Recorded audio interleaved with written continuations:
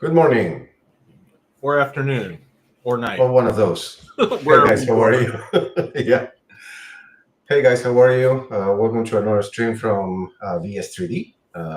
In case you don't know us, we have a Patreon, we have a mini factory, and we do amazing 3D prints for you guys. Well, we have here Jordan, our master in arms, who's gonna talk a little bit about what's going on his life and share with us. Hi, Jordan. Hello. Well, Max is in the United States now. He was not the last time we were doing this. He's back in California with us, in the good old US of A. I have painted my house. There was a new roof installed this week. Do you paint it red and black? I didn't paint the outside. Some of it's black.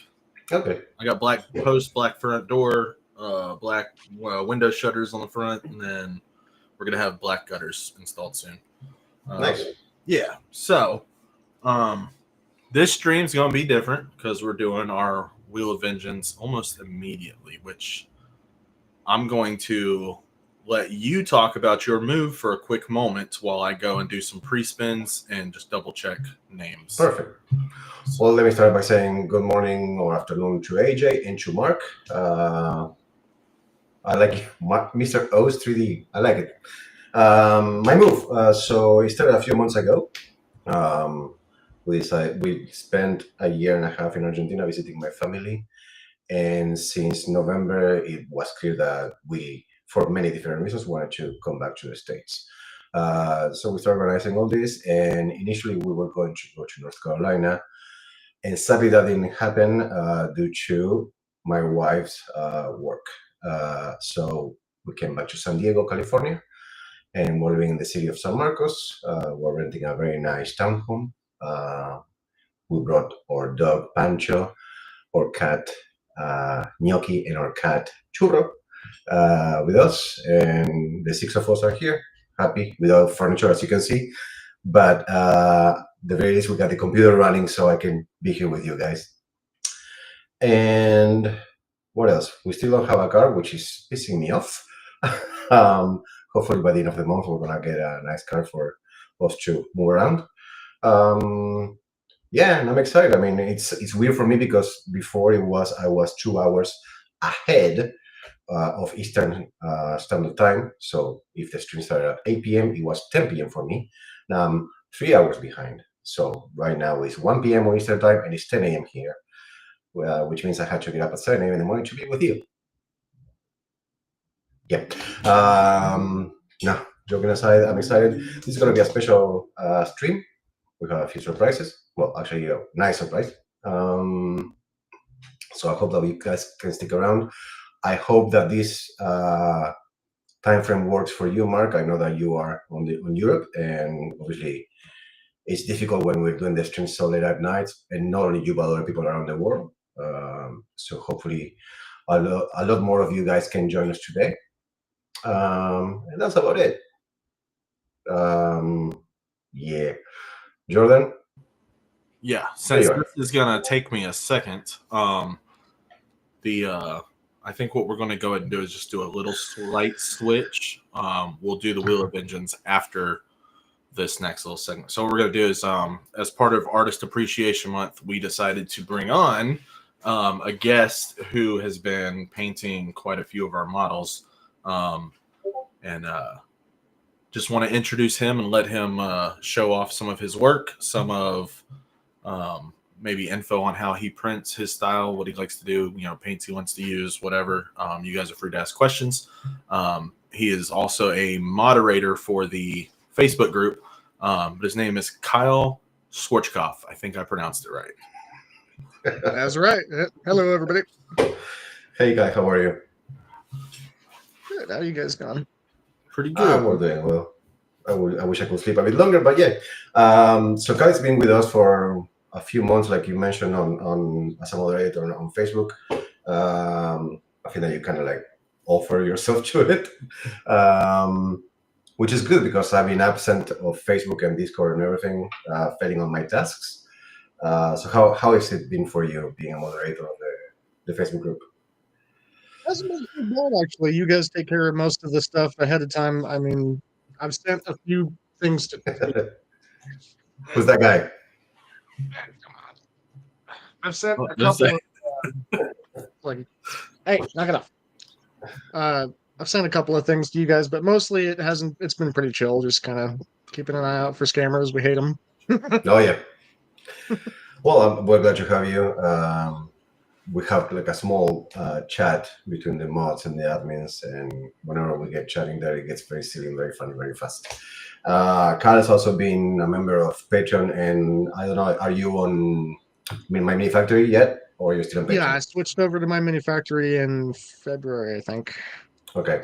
So before we jump into a detail of what you've been doing with our models, can you tell us how you find about DS3D and what brought you to this printing group? So, last year for Father's Day, I was looking for an idea to make something for my dad for his birthday, and I had just gotten a 3D printer, and I knew that he liked, Tarantino movies, so I typed in on Colt's Pulp Fiction, and your guys' Pulp Fiction diorama came up first, so that's how I got introduced to the group. And I remember when I bought that thing, I was having issues trying to figure out the color of the blanket, and I ended up messaging, I think it was Jordan, and asking if you guys had reference pictures, but you didn't.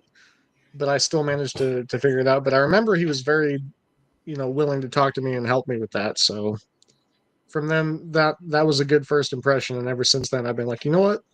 That's a good Patreon or My Manufacturer to join, is people who take the time to talk to their customers.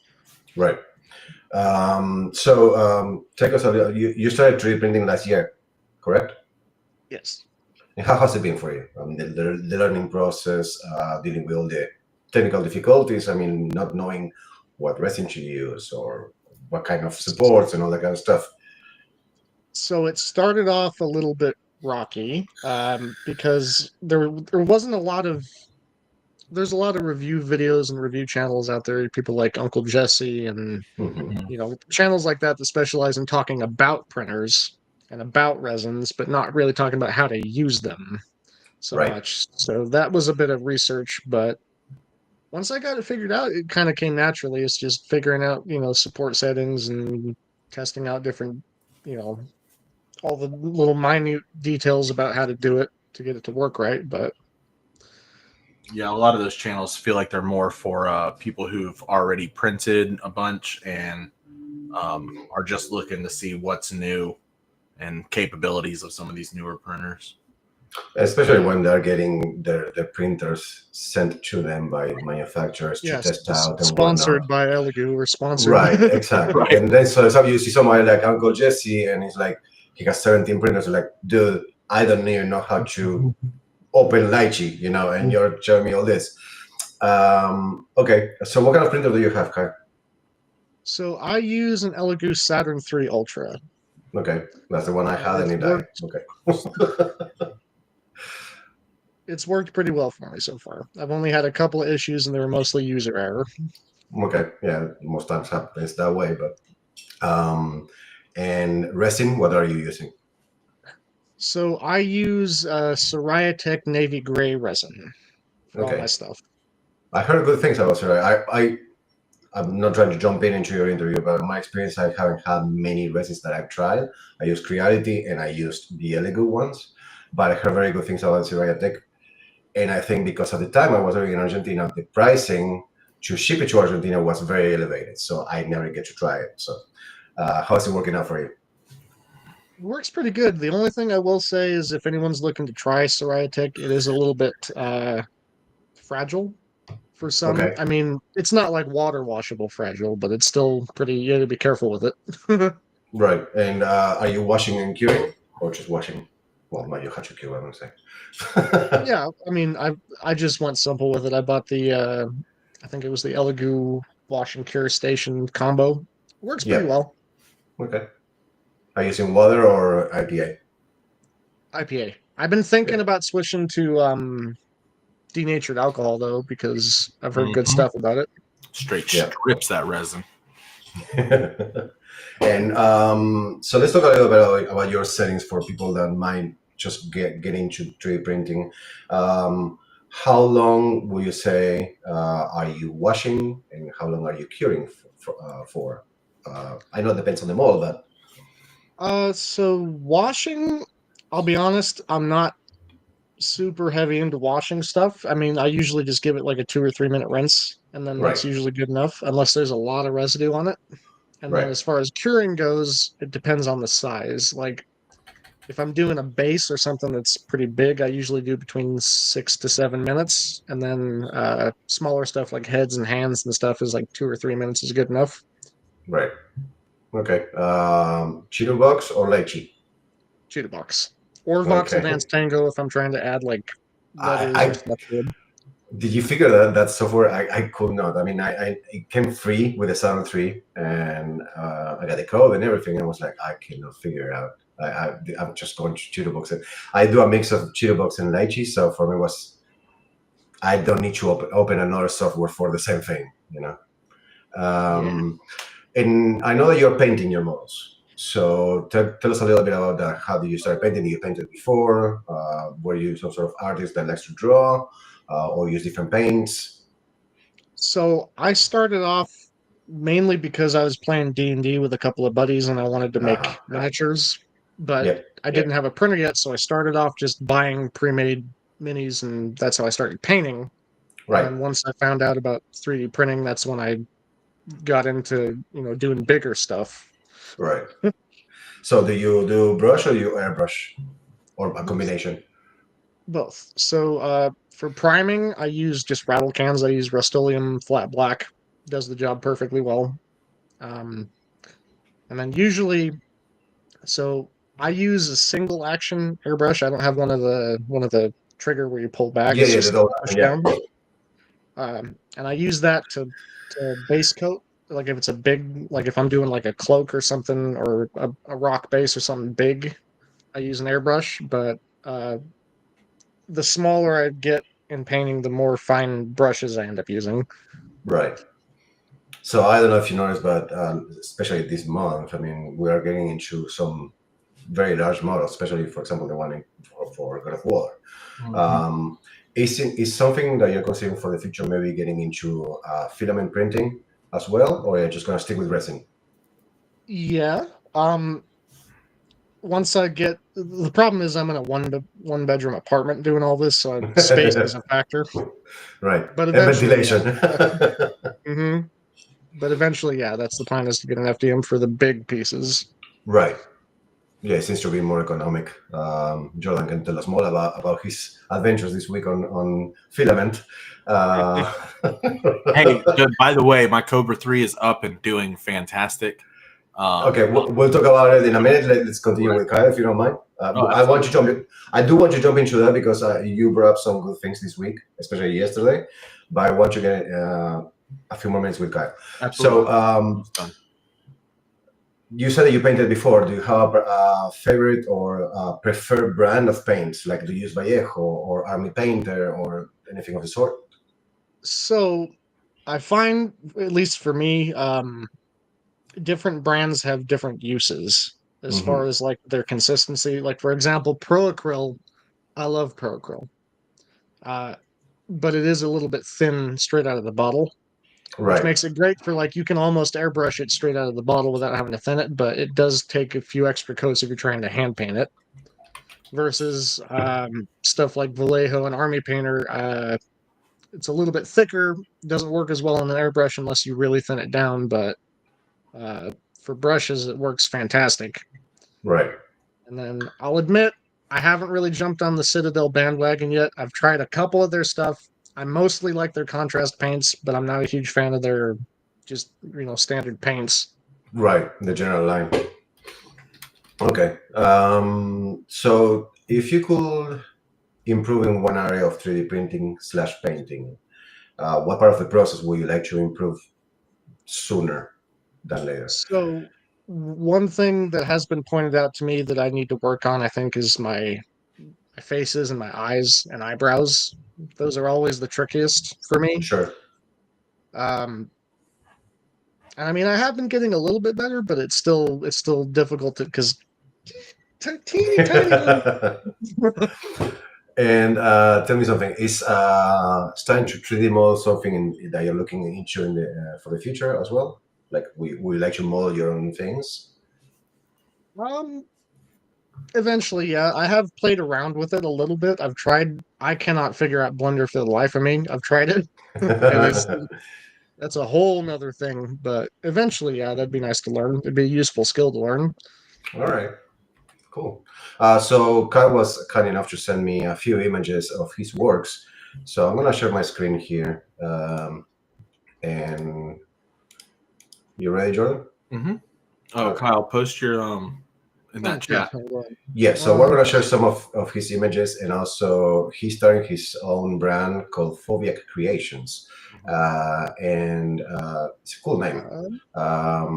So I'm gonna start showing some of his works here.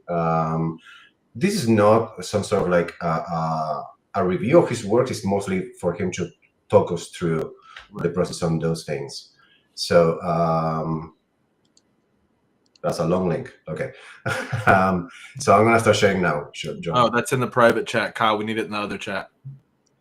So on the side, I'm not seeing an option to comment. Do I have to do it through YouTube? Yeah, do it through YouTube. Yeah, It's fine. Yeah, Hold do on it one that. second. All right, and I'm already sharing, John. Okay, I'll click it. There you go. You guys see it? I do. I don't know. Kyle, you see this on the screen? Mix it with Syria text. Hold on just 1 second. Sure, no problem. Where is the link? Sorry, I'm trying to find. I can't go sign into YouTube. I was gonna say actually I can just copy and paste it. Let me do that.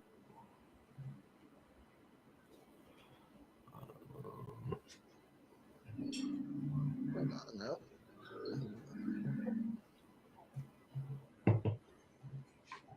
Gonna verify YouTube real quick. Sorry about this, guys. No worries. Oh, you're good. Here, how about that? It's a really long link. All right, so Kyle, can you see your model on the screen? Yes, I can. Okay, so we got a few. I asked Kyle to basically select his most important models of all the images that he sent me. We still show them all, but in the order that he gave me, he mentioned that he liked the Django model. Tell us what you liked about this particular one. Well, for starters, Django is one of my favorite movies of all time. And I specifically like his look at the end of the movie, which that is, and it's one of the most elegant looking costumes or outfits that I've seen someone wear, especially in a Western. So that spoke Absolutely. to me. Um, and it was a good opportunity to try out darker skin tones, because usually a lot of the stuff I do is like, Caucasian skin. I haven't really had a Sure. chance to do that, so that was fun. Well, you have Blade also if you want to practice. Exactly. All right, let's move to the next one. We have Punisher.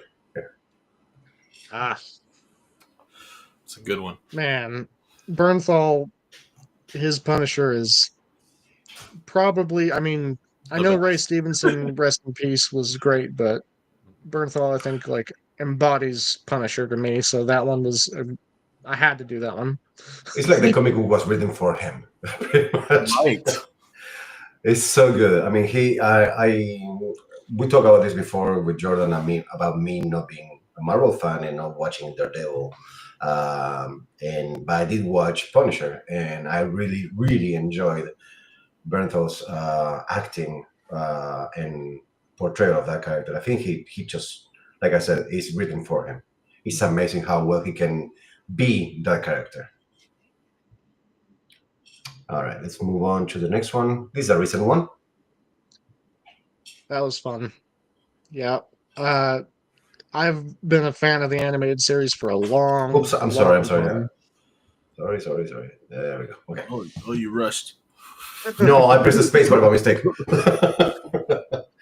Sorry, continue. I've been a fan of the animated series since I was a kid, so the second you guys dropped him, I started printing him immediately.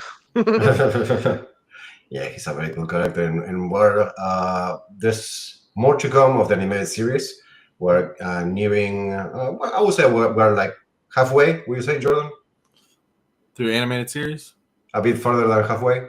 Probably. Yeah, I think we got to get at least 6 more for sure. Yeah, so that should be very fun. So we hope to see your print soon as well. Next one, we got Bane. Yeah. He was quite a bit taller at 1/6 scale than I thought he was going to be, I'll admit. he's like almost quarter scale size. He's a big dude. Nice. Yeah, and that's a good way to represent his real height, right? I mean, he's a big guy. Absolutely. How do you achieve that green on the gas, pretty much? It was deceptively simple. It was very simple. So with the animated series, I didn't do any shadows or highlights with this stuff because I figured, it's animated. It wouldn't have much of that, if any, when it was drawn. So I just went with a simple base skin tone, simple base black for the shirt, blue for the pants, and that green is I think it's like a bright lime green from Vallejo or something like that. It was one of the lighter shades of green I had. It looks very good. All right, next we have Sweeney Todd. I like the blood on the shirt on this one.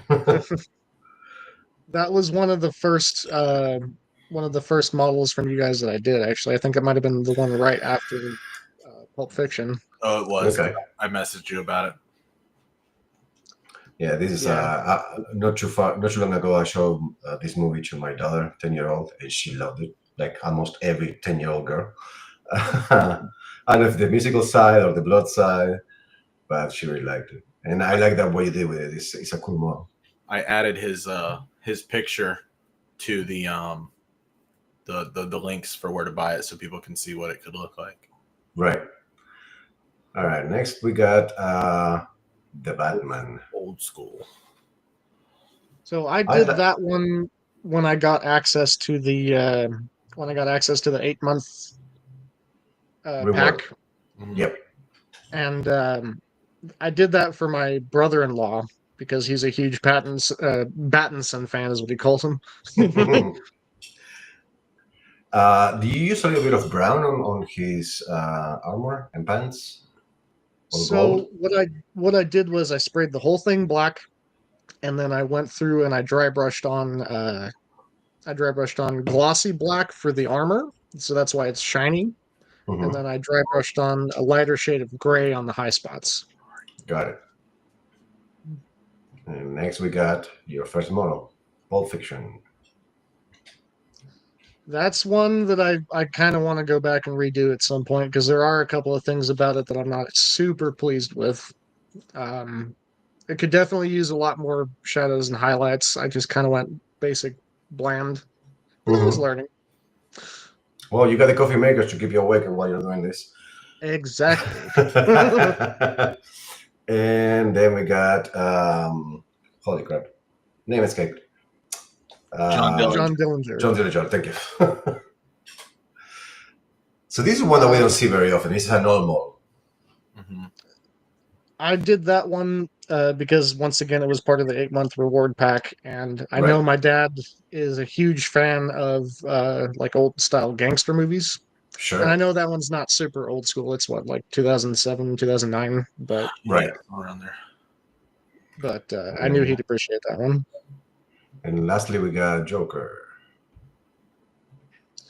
That one, I was pleased with how it came out, but the pictures don't do it very much justice. I can understand that. Yeah, I think that for the guys that are watching on YouTube, I mean, obviously understand that these are compressed images that are going from my computer, stream on the internet, and then you see them on YouTube. So Right. the quality is not going to be the best. Never judge a model by the image or by a render. So print it out and see how it really is, because honestly, the quality is completely different on the screen than it is on your hands. Is there one more? Oh yeah, and we got Dutch. That was the first commission I did for somebody. Actually, I had Really? somebody reach out on one of the gaming groups in Facebook I'm on, and they saw a picture of it and wanted one for themselves. Okay. So this is especially with sorry to say this, American people, but it tends to be the subject of money tends to be a bit delicate. Would you mind sharing how much will you charge for something like this for someone that is new and has never sold a 3D print? So, for my stuff, it all kind of depends on the time and the amount of stuff needed to do it. Absolutely. For something like that, I'd probably do like 150 at 1/6 scale. Okay. Um, Mainly because it didn't take me very much time or resin to do. Right. But for something bigger, like if I was to do that, there was one you guys did a while. Oh, the Batman versus Mr. Freeze. Yes. Something like that would be closer to like $300 probably at 1/6 scale, just because of how much time goes into it. Right. Jordan, what do you think about that pricing? That's it. That's fair. For sure. Because you got to think like it's, and again, that could fluctuate a little bit depending on where you are. Like if you're at a local downtown market and you're just a vendor with 50 other vendors setting up selling shop, they're all trying to make what they can off of things. So as the day goes on, that price may drop just so you don't have to lug it home. So Right. Exactly. that's what I would do, but I wouldn't take under a specific amount either. And typically for my 1/6, 60s are about the lowest I'll go on something, and that's just if I've had it for a few months and I don't feel like I want the space back to put something new in that place. I'll sell it for pretty cheap just to get rid of it. Got it. But not at first. I mean, at first I usually, especially if it's a request too. Request definitely don't cut yourself short. Make some money Right. off things. All right, and those were the models that Kyle decided to share with us. Thank you so much. We appreciate it. I mean, that for to see that something digital comes to life, and for so many people, not only you, Kyle, but I know that there's a bunch of people that are printing and selling and painting and selling. It's good to have that perspective. Tell me something that you would like to see in the future from VS3D, or something that you would like to improve. As far as I mean, there's not much to improve. You guys kind of knock it out of the park every month. You got great stuff. You come out on time. That's more than can be said about some patrons having to wait months and months for shit to show up, Right. But honestly, as far as like you mean like models I'd like to see in the future? Mhm. Well, I saw that Jon Snow you guys did a while back, Mhm. Yep. and I can't help but think that eventually we've got to have at least one Lannister to go with him. Maybe Jaime or Tyrion or someone. Jamie would be cool Yeah. with Hey, the guess what? You can have that detachable hand maybe Jamie on the big old on the horse. spear- On the horse when he's like charging at Daenerys' dragon. well, Yeah. that could be cool too. I was thinking on the spear gun, but I think that was Braun that was on the spear thing. Yes. Yeah. The what do they call it? The ballista. Or I thought it was like a scorpion something. Yeah, no, he's Oh, talking about yeah. the one that they use for the dragon. Yeah. I forgot the name. Dragon Kid, I'm gonna call it, whatever. Anyway, that's good to hear. So again, I'm not kicking you. I'm just being thankful now because of what you just said about this Patreon. We truly appreciate those comments. Absolutely. And for those on YouTube or on Facebook that are watching this, you can follow more of Kyle on Instagram at Phobic Creations. There's some links on the screen right now for you guys. Remember, he's also a moderator on the Facebook group. He's an easygoing, nice lad to talk to. Has a cat, so that makes him cool. And you're, and you're located in Washington, correct? yes, sir. So Pacific Standard Time for all of you. And yeah, from VS3, thank you so much, Kyle. Thank you. I don't know if you're ready, Jordan, to move on to the wheel. Yeah, I'm actually going to pull it up, and we're going to let Kyle count us down and announce our winners and what their prizes are. Yep. Let's Right see. Let me share the screen with that one. Do you want to do a shuffle? I've done it 3 or 4 times. Okay. I spun it once and then shuffled again, so we'll see what it does. So let me turn our music back on a little bit. I'll go a little bit lower so it doesn't seem so ridiculous. But it is time for the wheel event.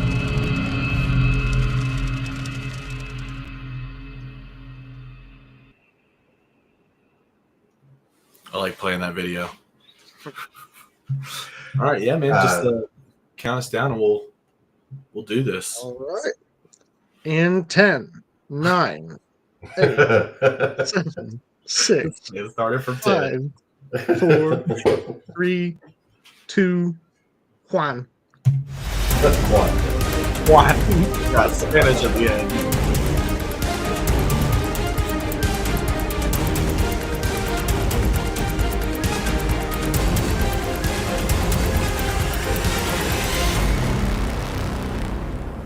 Don't call it yet. Don't call it yet. It's gonna keep spinning a bit more, and we'll screw up. God damn. Again? Wait. Again. Yeah, there's no way, dude. Sorry, James. That's crazy. Is that a month in a row?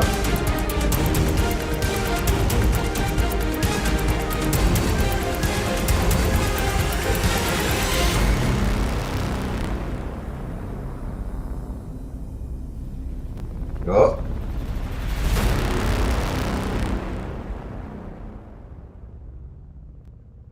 Thought I was gonna hit Nate Moore again. Me too. All right. Am I good? Yeah, go ahead. Jeremiah Blakely, congratulations. Let's see what you've won. If you won. All right, let's save, let's just save that. Make sure that one's saved and up to date. All right, and then here's this. I'm gonna just because I'm gonna do it. Shuffle. Okay. You can count us down from 3 this time. James Pike. Sorry, man. It's every month you get selected. Dude, for real. It's not that we don't want to give you the award. You know this Right. not. It's just that we're trying to vary it a bit more. Go ahead. Sorry. Right. I think we're gonna do Okay. every 4. That way Uh, people can get back in the mix just because it's I don't know if it's an algorithm or how it We, works. we might need to look into another wheel or another system then. Well, this is the one I keep seeing pop up when I go looking. This is like the highest rated one, and I mean, I always save it when I'm done, and then do the shuffle and look at it. Do the shuffle, look at it. And once it looks okay, then I do a spin and then spin again, and that's what I did with the name wheel. But it I get it. I'm different just saying maybe, the first time. maybe you and I can look at it in some other time. But we want to be fair. That's why, James. It's only that. All right. Let's see what Jeremiah might or might not have won. Perhaps 3, 2, 1. we don't see the wheel. Oh, that's my fault. There we are. Okay. In 3, 2, 1. Shuffle it again, just in case.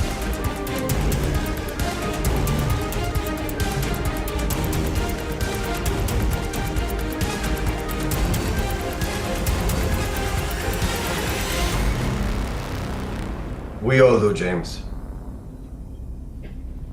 It does. We do too. I'm be on the lookout for a message from me soon, James.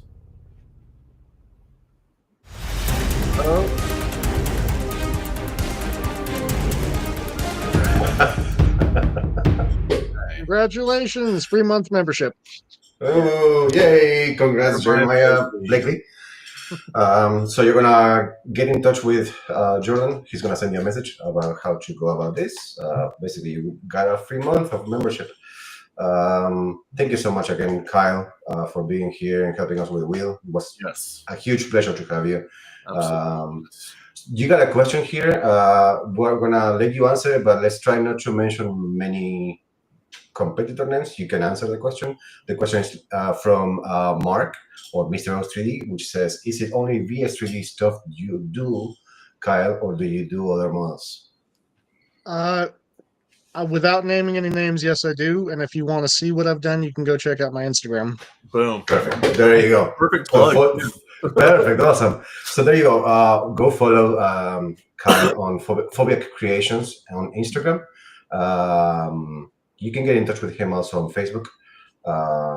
Has a not very complicated last name, but you can find him. And yeah, get in touch with him if you require that you would like him to print something for you. But yeah, we want to thank you again from Jordan, AJ, Macon, and Eddie, myself for being here. Thank you to your disappearing lady on the background and your kitty. Yeah, we hope to continue seeing you around.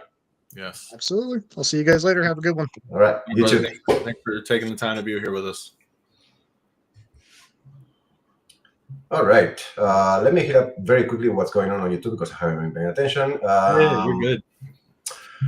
AJ mentioned something about the Siraya Tech that Kyle uses, which says, mix it with Siraya Tech Tenacious. It really adds some durability. That's a good tip. Thank you, AJ.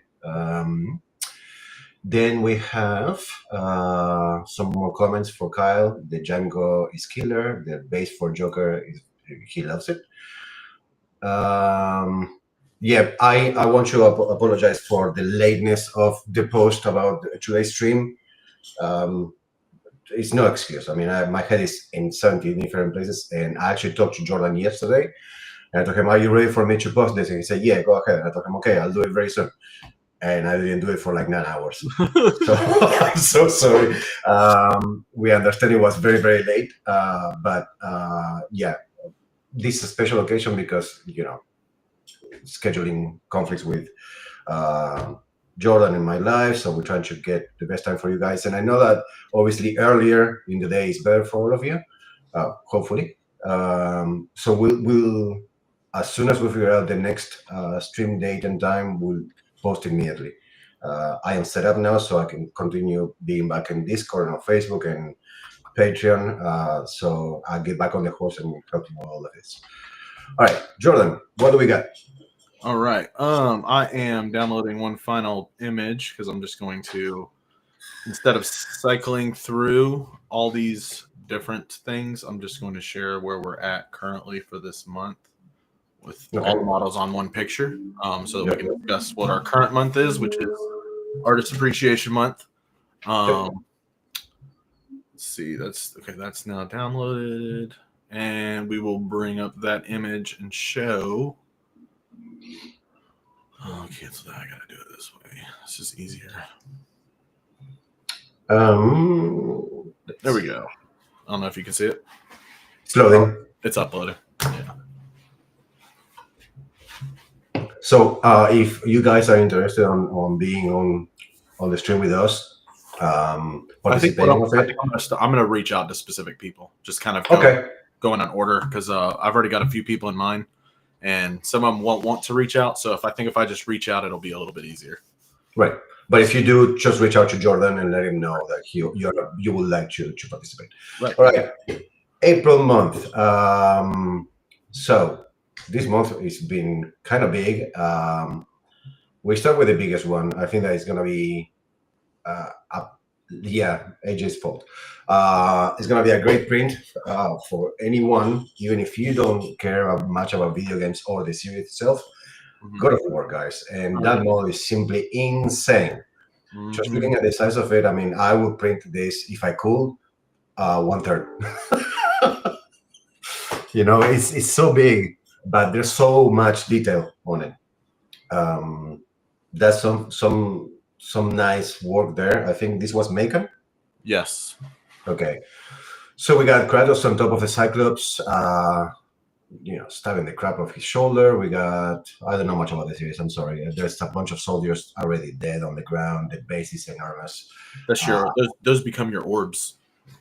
Yeah, there you go. So it's a big print, guys. And I will, if you have the chance to actually print the Cyclops in parts and make it large, please do so. I mean, it's gonna look insane. Well, even at like a 1/8 scale, yeah, I think we're only including it 1/10 and then 1/18 scale is the ones that we're going to release. That way, people can not be so intimidated with its size, but just go up a little bit of percentage if you want to go bigger. But we also this one, okay, so we're not going to keep doing bust for every model. But this one, so that people could feel less intimidated, we basically made a new version of the bust where it eliminates the pillars and all the little guys, and then it's about 3/4 of the way up the Cyclops. That way, it's just like the upper half of the statue with the base is the bust version. Right, that's very cool. People can go bigger. Yeah, a few options for you guys. I still think that this printed very large will be awesome. Oh yeah, 1/8 is too small. I agree. This is one that I'm not saying printing in life size because it will be insane. And nobody has the space. Unless it's a commission, and if you have the skills and the connections to sell something life size of this model, that's insane. You're gonna get some money. But my kudos to Macon on that one. It looks amazing. I really like it. So, can we go back to the other big image? I'm re-uploading different. Okay. Just changing through them, just kind of cycle through. That way we can highlight each one. So now you should see Dumbledore.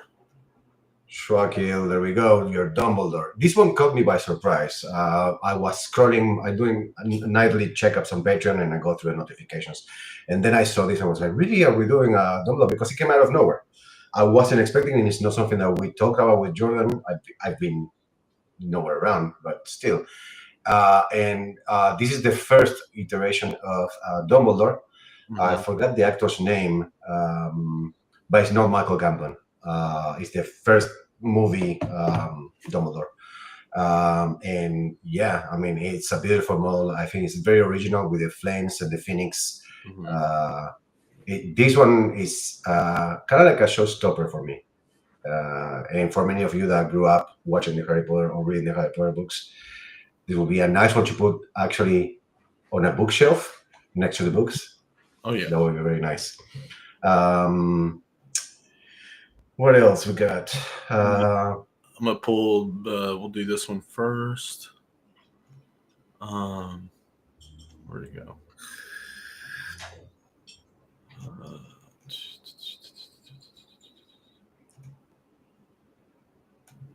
This one wasn't supposed to be a model. I've already gotten people that have called me out on this saying, "Oh, you're profiting off his death 2 days later," and I'm like, "No, I was going to make this, and I've got video proof of us last month discussing it before it even happened." So I'm like, in the last stream you did mention that you were planning on printing life size for yourself, and you were talking about the base, and we talk about like you said you use what's it called, the palette of wood as to help you with the base. He's already working on it, so it's not about profiting.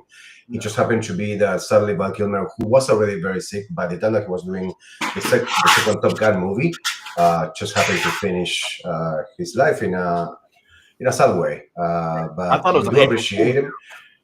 I'm sorry? I thought it was an April Fool's joke because it was on April 1st. Right? It was a joke when I first heard it.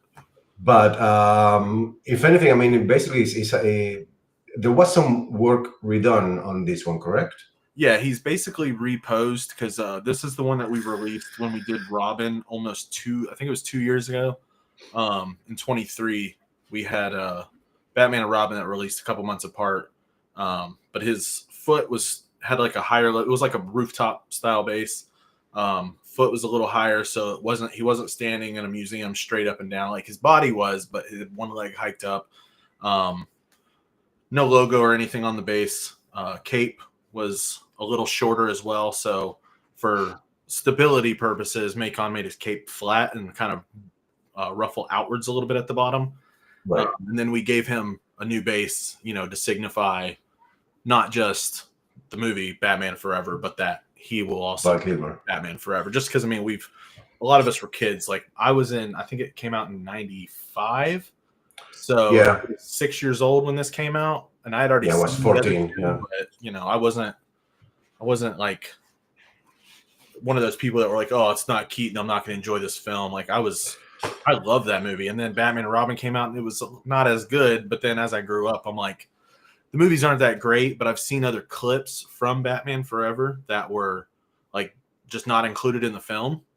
Kevin Smith has a copy of this, the director's cut of this movie, which is all the vital points that were missing that made Val Kilmer's Batman more in depth of a character as Bruce Wayne. Like there's a scene, I don't know if anybody's seen it, where he goes down in the cave to find out who he is because he doesn't want to be Batman, and goes down in the cave, and it shows like the flashback from when he fell in as a kid and the bat flies towards him. Yeah. This one is like a huge monstrous bat. And then he stands face to face and wings go up. He puts his arms up and it's supposed to, and it like rotates like a reflection, like he is the Batman. So, and at the same time, I think it's that before the Clooney's version of Batman, we didn't have much. We had at the time we had Keaton and 2 movies of Keaton, and we had one with Kilmer. And he's the last one of that time that we see brooding over the death of his parents and the responsibility of Batman and the problem with Gotham and all that stuff. For me, Clooney makes more of a hint towards the TV show of the 60s, where everything is more grandiose and silly. I don't know. I care more for Kilmer's version than Clooney's version. I watch all the movies, but it's just different portrayals. And I think that, again, I'm going to bring up what you just said. If there's people that are thinking that we're trying to profit, we are not. This is included in the same. It could have not been here. We could have offered you 4 models and that's it. Right.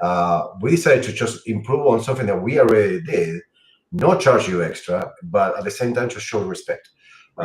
So let's not bring it there, guys. We're not that kind of Patreon. We're not that kind of people. I think that Macon did a good job on this one as well because it's more modern in a way. I like it, and I think that it would be very nice. James Pack says, I would love every movie Batman in that same pose. It would be pretty badass to have them all lined up together. Yes, absolutely.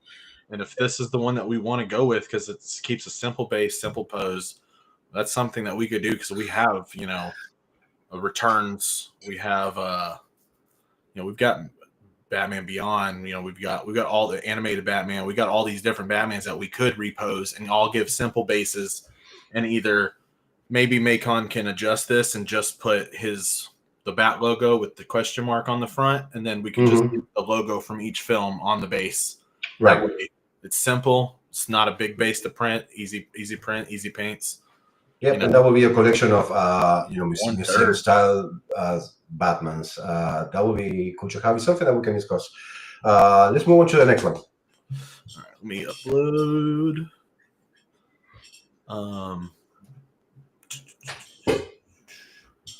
So we've shown the 2 Macon models, well, 3 technically. Now the next one is the one that Eddie has been working on. It is from a comic line that I was kind of unfamiliar with until I went looking into it, and it seems really cool. And personally, I'd like a movie out of it now, but we'll see. But I didn't know what to expect. And some people, didn't want another Batman. But when I saw the end result of this, I'm like, this is really cool. I don't know how big I plan to make this, but I've got 2 orders I'm working on. So as soon as I get done doing that, I'll put it back in my priority list here. But this is pretty incredible. Oh yeah, I think that the Dark Knight on a throne like that is simply amazing. That's that on the yeah. Yeah, and on the back we have is that Superboy? That is Yeah. Superman. So technically, Superman. he's a half brother to Okay. Superman. Batman's apparently like a bastard, and in other angles, I want to say it's Supergirl. I could be wrong, but I think Supergirl is on the sides of the throne. Okay. Yeah, that to me is this is a display piece. This is something that I would encase on acrylic.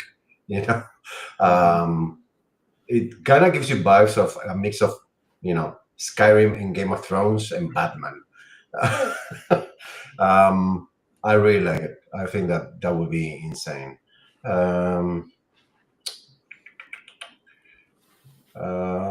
got a comment from Mark saying a Batman lineup like that would be epic. It's something that we can work on. Batman still is sick.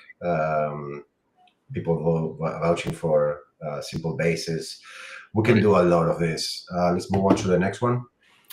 So that's technically all of this month's that we can show because of we don't have anything for Inarius yet from Diablo. I can show a small image if you want me to share it. Yeah, that's cool.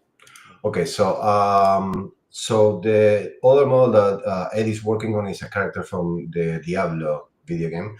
He appeared on Diablo 3 and on Diablo 4. He's an angel by the name of Inarius.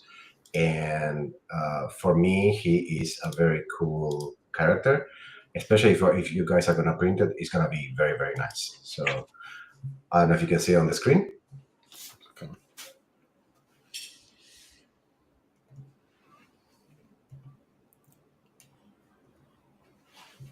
I can't say this is the post. It is up. I don't know if you can see it. Okay.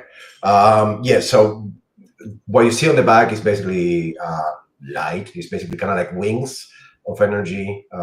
He's an angel. He's kind of like a night angel. Very, very powerful. He faces the worst enemies. He's sort of like teaching you about the lore of the world and helping you, move on. It's a very cool character. I think that I don't know what the model is going to look like. I hope that he does something like this, where he's kind of like floating in the air, where those tentacles of light are basically holding onto the base. That would be awesome. But I honestly don't know what Eddie has in mind.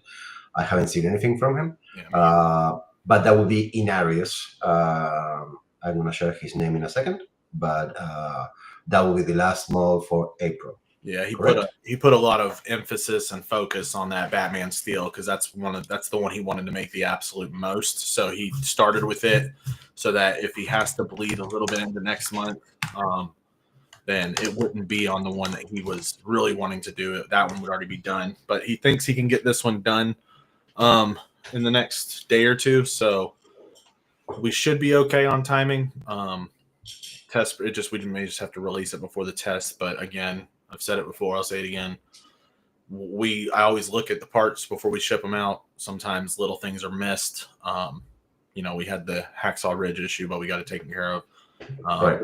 So I mean, it's most models come out pretty good without any issues. So we've even released a couple without testing. I know I did a couple years ago and never had problems with them. So I just look at the parts in the slicer, make sure there's no holes or pockets. Like I said, sometimes little things are missed when you're looking at 50 pieces for one model. So Sure. but no, we should be okay on timing. Eddie's reassured us that it should be on time, so not really stressing it. And I will make a commendation, no commendation, sorry, so a suggestion. If you're gonna print the Inarius model and it does come out like that, again, we have no idea what the model is going to be like. We haven't seen an image yet. Mhm. If it's something like the wings, lightning, tentacle things that are coming out of him, if that comes with the model, I recommend printing that on clear resin and maybe give a bit of gold, so it gives you the impression of like light, rather than having to paint it on top of like a gray resin or white or black. Right. It's just an idea, suggestion. Or if you print it in clear, I've seen some people will print it in clear, and then what they'll do is they'll put a mini spotlight behind the statue so that light reflects through it, which could be really cool. Yeah, and mini LED kits today are dumb as hell to install. They require one little cell battery, so you can install that on the base if you wanted to. I will leave all the technical and electric part to you, but it's very simple to do. You can install an LED on between the wings or on each wing, whatever you want to do. There's a lot of cool things that you could do. Right. All right, so that's April. I think that is a pretty good month. Oh yeah, that's an amazing month. I mean, looking at just Batman, Steel, and Kratos, which is why I used them as the thumbnail for this video. I mean, them things are that's insane. Yeah. And I think it's a low variety, which I like. It's a little bit of everything, and we still cover what we are about. We love Batman and everything related to it. We got 2 models for Batman. One we weren't expecting to make, but we still wanted to do something with that particular model. So it's a great month. And now I think it will be a great time to jump into what's coming for May, because I'm excited about this one. Okay, so first thing I will start off with is I made an announcement a week or so ago about Valhalla Studios, and our buddy James over there. He is just too caught up with a lot of things in life, work, whatnot. He's just not able to dedicate to the Patreon. So I came to a deal with him and went ahead and I don't want to say bought out his Patreon, but in order to keep his models alive and him see it printed, we bought him, and he's letting us release it. We might upload them to Colts and Gumroad. I don't know for sure. But they'll be on my mini factory. They'll be for Patreon members. But they're going to be, his 2 models will be bonus models over the next 2 months. So kind of like we'll call it a guest artist spot. But he did 2 characters from Vikings, which I'm going to show you his logo. I told you I told him I'd show off his stuff a little bit. So that was his logo. He had some high hopes to getting this whole thing going, and it's a cool idea. But these are what he's going to be giving us over the next 2 months. Next month with May, this will be the bonus model, which will be Lagatha from Vikings. And then in June, we'll release Ragnar, which I don't know how well the image can be seen on his base, but he's got skulls and crowns. Yeah, we can see it. It's just a bit darker. Ragnar's model. It's just a bit darker than Ragnar's, but you can see it. Oh yeah, it's so cool. Yeah, and I'm so sorry for him. I mean, he has very good style and good hand at this. It's hard to run a Patreon when you also have to be the only modeler, and on top of that, you have to advertise and on all the socials. It's a lot of hours per day for one person. For sure. So I can understand. You guys know about this. Life comes first. Family comes first. But it's sad because maybe in the future he could do it in a smaller capacity. Maybe he can do models, for third people's, like for different patrons. Maybe he can work with us a few times. We'll see what happens. But he's a very good artist. What's that? It's been proposed. It's just a matter of timing. I mean, I don't want to invite him on and him commit and then not be able to come through either. So there was something he was working on that was not for the Viking TV show. But I think Macon's going to try to make it. Not for him, but so that it can be a finished project, basically. I don't know if he'll send him what he started or just give him the idea, but it's supposed to be a Viking Wolverine, which is really cool. So we'll see if we can do that. We also said that we would start to kind of build off of his Viking line as well this year. Maybe not immediately because we already have some stuff some stuff lined up that we want to do, but in the future we might start tacking on, maybe do a Bjorn, Loki. yeah, Floki, and then what's Loki, that's right. the maybe the Sons, maybe have the whole Sons of Ragnar with Ragnar, and then I'd like to see the two brothers, and that were in seasons 4, 5, and 6. There were a set of brothers. Okay, yeah. I remember. Yeah. King of Norway, and then his younger brother that died. I'd like to see both of them as well because it's a very good series to go for. It kind of reminds me a little bit of Sons of Anarchy in a way. I know that there are differences, of course. One is Vikings, the other one is bikers, right? But it kind of gives me that vibe of the family betraying each other. It's a very cool lineup, and we'll try to continue on this. So again, for May we got Lagertha, and for June we're gonna have Ragnar. Yes. So let's continue talking what we're gonna have also in May. All right. So we've done Claude from GTA. That's where we were in March before we took the break for Artist Appreciation. So we're going to continue with that, and we're going to do Tommy Vercetti from GTA Vice City. I've already created kind of like I don't want to show you guys because it's always better to see, but it'll be kind of in the same fashion as Claude. We're trying to kind of keep them all not identical, but to give them the same vibes. More modernized. Right. So the one thing I will say that we're going to try to do is, since it's Miami and it's a lot of, they got that one beach on the side of the map, I figured sidewalk base with some sand off in the background, like in the, on the back side of the base.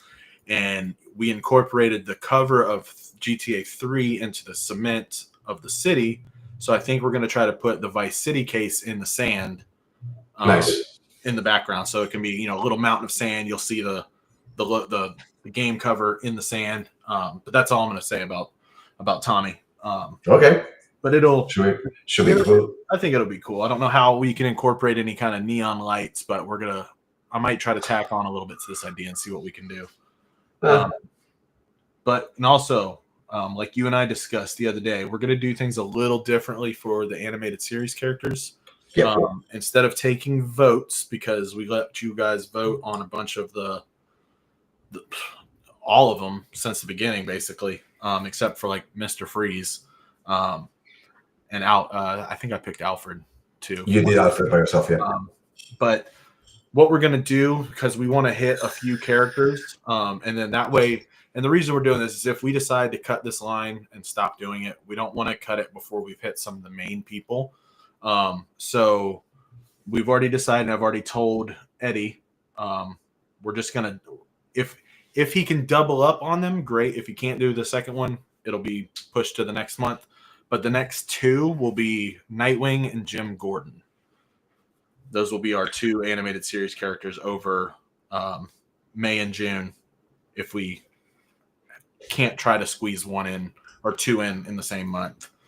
So let me clarify a little bit. So the basic idea is that we want to hit the main characters of the show first. And then, because the Batman series has a lot of characters, a million of them. And can we make them? Sure, but we want to make sure that the core of the show is available. So we're going to go with the main ones like Jim Gordon, and we're going to go with Nightwing. And eventually we might do other ones. We're not going to mention which ones, but the idea is that we're going to produce them as in a level of importance, and when that run is over, we can start focusing on the outwards characters, like not smaller, not necessarily, but like characters that may have not appeared much on the show but are still cool to print, or that maybe have appeared one time and never again. Like there's a character that I think that Jordan does not like very much, which is the puppet guy.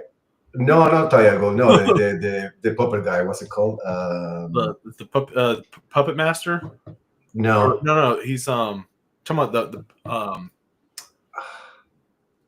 ventriloquist. the ventriloquist, right? He appears in one episode. Is it a cool character to bring? It's an old guy with a marionette. Wait, isn't that Scarface? Yeah, that's Scarface. Yeah, See, that one's kind of cool though. it is, but is it necessary to print right now? Right. That's what I'm going for. So we're trying to hit the main characters right now. Okay, there's a bunch more that we still have to make that are very important. We need to hit them up now.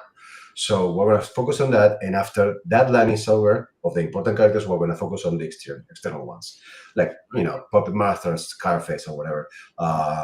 We can do, I don't know. We're gonna do like Riddler, Batgirl. Right. Those are some main. We definitely have to do the. And then we have to do the movies. We have to do Robin, another Robin, because we did the. We did a diorama of him with Batman on the building. We should do one for him by that's himself. Dick Grayson. That's Nightwing. So we got to do Tim Drake or Jason Todd. Jason Todd is later. Yeah. So. But also we are going to hit the movies. I mean, there's a lot of characters from the animated series movies, the original animated series. That there's a lot of movies that came out around those years. That there's very, very cool characters like Talia al Ghul. He doesn't want to do it. Satana. There's a bunch of characters that we should be able to. He doesn't want to do girls, but we have to do Batgirl, or we should do a Batgirl / Barbara Gordon. Mm-hmm. That could be a nice dial. That could be like a Harley Quinn. Right, that's what I was thinking, like the mirror. Yeah, that could be cool. That would make sense to do with. We could do that with almost any character. The before and after who they were. Yeah, it would be cool to do. For example, what's the name of the character Red Hood of the Joker? Mm-hmm. Red Hood. So basically, the red canister. He said that's. So there's a bunch of characters that we can keep creating, but we basically want to get the main core characters out of the oven now. I know that Eddie likes to say I'm cooking, so he wants to cook this first, and then we'll see what's for side dishes. That's for the Batman series. What else we got? Yep. All right, so I can show a little bit, and I did. This is more than what I've shown. What I showed. I picked one of the basically headshots to show the teaser for some Tropic Thunder, because these are the out of the top 3 best characters of Ben Stiller, Robert Downey Jr., and Tom Cruise. I figured we could start off with the bang, so we did, Kirk Lazarus, Lincoln Osiris, Robert Downey Jr., whatever you want to call him. So now we're going to end it with Tug Speedman and Les Grossman. When I teased that, I wasn't hiding, what we're doing. I've been saying playa, and I should have put I don't know. There's other things I could have done, but the dance is the most favorite, so the most famous. So here is okay. So before I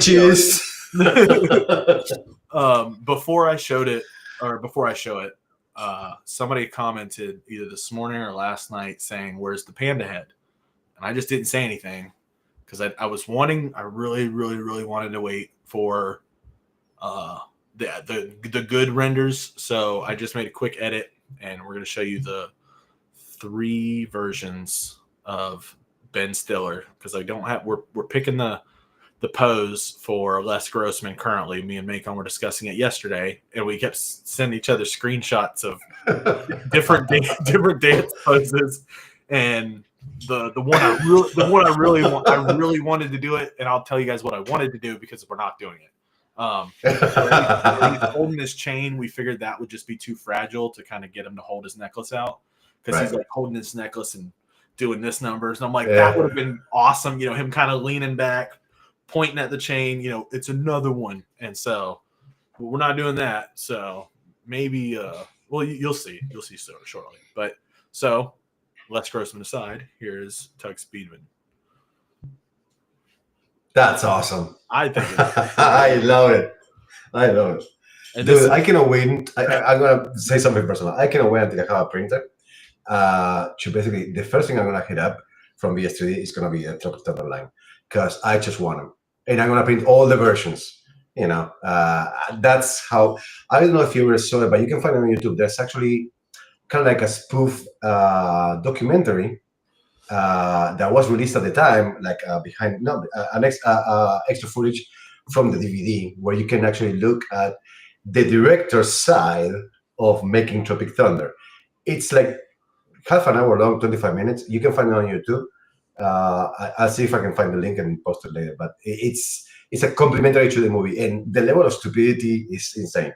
So I really want to do a Tropic Thunder lineup first before anything else. Then I have a million buttons to hit up. But no, this is insane. I love the details. I like it a lot. That panda head is just great. Right? Great. And I don't know if you've noticed, I switched between photos. There's kind of like the two faces. Yeah. smirk and then more of a serious face. Like the serious face is better under the panda because that was when he was freaking out in the middle of the night and Right. thought it was like some crazy creature. He's just Go back to the other image. wearing the panda head. Yeah. No, I will print it with the smirk without the helmet and with the bandana thingy, and then I will print it with the panda with all serious. Yes. That would be so cool.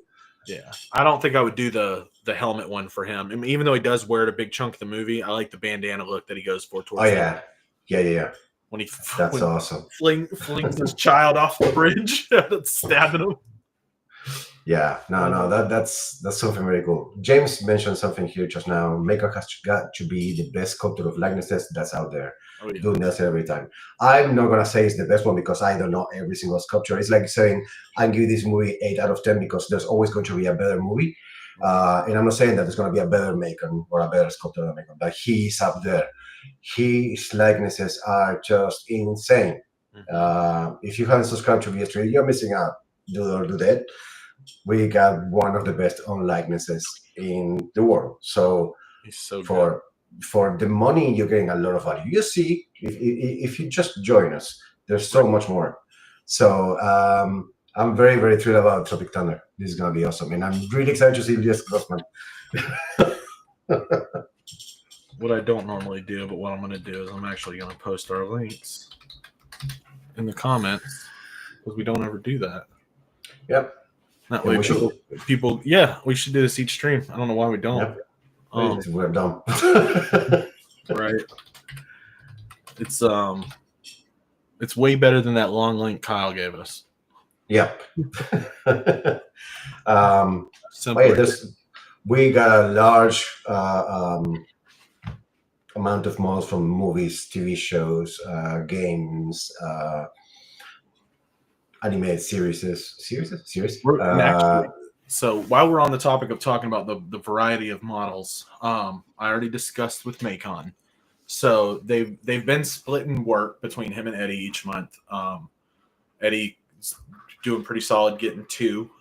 Macon being a sculpting machine that he is, he can typically bump out 3 pretty easily. So especially if they're more solo based or museum based, kind of like the Batman and this one. Now, if it's got God of War, that's a little bit more, work involved there. So, but what we're going to do now, instead of just doing Artist Appreciation Month, is each month Macon is going to, if he can do a third, it's going to be his choice thing.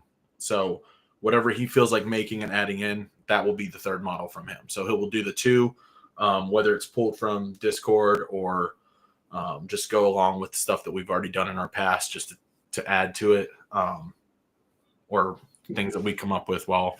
Yeah, he more likely will look at the Discord suggestion channel to see what we guys have been throwing out there, which is a lot. So he has a pick of the choice pretty much. So he can do whatever he wants if he has the time. So if he has the time to not only produce the models that we need to, but be okay with dates and all that stuff, and can squeeze something else of his liking, and it's not gonna be deterring him from the previous work that he has to submit. He might offer a third option that will be up his choice. So that's very cool. So we don't know what. Go ahead. I was to say, if we can get Eddie able to do 3 as well. I've been discussing it with him about maybe being able to do a third, and because like it's no secret. He didn't enjoy doing the monsters. I mean, he put his effort into it, but it's not something that he enjoys on a personal level. So sculpting those, and I know with Macon, like a lot of the stuff that he's had to do, it's not stuff he's into. Like the Harry Potter thing, dream come true. The Kratos, dream come true. Right. Game of Thrones, dream come true. Like those are the things that he wants to make. So it's like, if we can get that in there every month, it will give us not only, more models, but it'll give us a more variety of models. It'll give us more of a wider catalog of stuff that Eddie enjoys, stuff that Macon enjoys, stuff that I enjoy, stuff that you guys enjoy. Like it'll be just a broader spectrum. We're not looking at building and adding another model or anything. We're just wanting to try to make the artist as happy as possible each month by making them feel like they're not just making everything for everybody else, but where each month they get to do something that they enjoy personally too. And so it'll make everybody happier in the end. And that's what I was going to say. I mean, because obviously the three models, in this case, Eddie and Macon, I mean, obviously they are into this because they like to model. But at the same time, they're making money. This is a job. Yeah, and you can love what you do. And when it's a job, you can say when you love what you're doing, it's never a job. You don't go it that way. But at the same time, I mean, you are putting a lot of hours into this. And when you're not creating what you want to create, but you are creating what other people have voted for, it doesn't feel as fluid, I guess. So I think that giving them the room to create whatever they want, if they can achieve those numbers. It's sort of like a reward for them because it's like, okay, I fulfilled my job, my duties with VS3D. And on top of that, once I'm done with that, I can focus on what I want to do. Mm-hmm. And that for Eddie, maybe an anime character or a JRPG game character or something of the sort. And maybe for Macon, maybe more movies or whatever he likes, But they get to reach that point where they fulfill their duties with VS3D, and then they can focus on what they want and feel more complete. They feel that they done everything right, and it's an extra reward for you guys. So hopefully they can both tackle this and continue to be awesome as they are. Right. All right. Is there anything else for me? No, because we're doing the 2 Tropic Thunders, GTA, and then TAS. We haven't decided which one it'll be between Jim Gordon and Nightwing. Of which one for sure yet. Just whatever. I'm going to let Eddie pick between the two, whichever one he prefers to do. But doing the Nightwing, that's why I mentioned, we got to do another Robin so that it would make sense to have a Robin and a Nightwing on your collection that not necessarily the same person.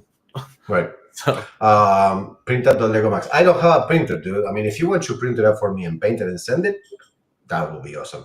If not, send it to Jordan and he will do it for me too. Or any of you, if you want to print out the Lego Max version, maybe and print it and ship it to me, I'll be happy to receive it, and I will showcase it, and I will pull your links, and everybody will be happy. No, I don't have a printer just yet. I mean, we just got to California 4.5 weeks ago. We're very tired. We don't even got furniture in the house, so a printer is not a priority right now. Priority. Yeah, I had to get this set up. Dude, I arrived April 5th, and I think by the 7th I had the computer set up. So that gives you something. Like, I'm ready. I'm sorry? You said I'm ready. Yeah, I told you by Sunday I'll be ready, and I was ready. All right, so that's what we have for May. I think that April in particular is a very complete and varied month on models. I think that May is going to be awesome because we're, again, bringing a lot of products. I mean, you got 3 versions of Ben Stiller. We haven't seen Les Gorman, is the last name? Tom Cruise's character, what's the name? Les Grossman. That's Grossman. We have that character. We don't know what the hell is going to happen with that one. We're going to have TAS, either Gordon or Nightwing. And Agatha from Valhalla. And Agatha from Valhalla. So, and we have also Tommy Versailles. So again, another month full of variety. You know the quality right now. If you don't, please sign up VS3D on Patreon or My Mini Factory. The links are on the screen.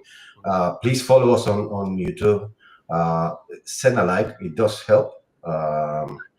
And mostly just share the video, just share the process. If you have pictures that you have printed for a product, please share it on your socials. Print something for a friend or a buddy or a family member and say, hey, if you want more of this, you know where to go. Right. Cool people. Let me emphasize something for the Valhalla stuff. So because they're going to be bonus models, it's not for our $12 tier. They get bare minimum. This is for 16 and 25 tier only, as all other bonus models are, or guest artist models, whatever they are. That's the whole point of having the different tiers, is to be able to offer different things. I wasn't going to initially include pre-supported in the lower tier, but I figured might as well, because then it just makes it more complicated trying to divvy out all that stuff. So I figured, just one separate link for the other models is way easier than trying to eliminate a bunch of other things. But so if you're in the lower tier and you want some Viking models, jump on up.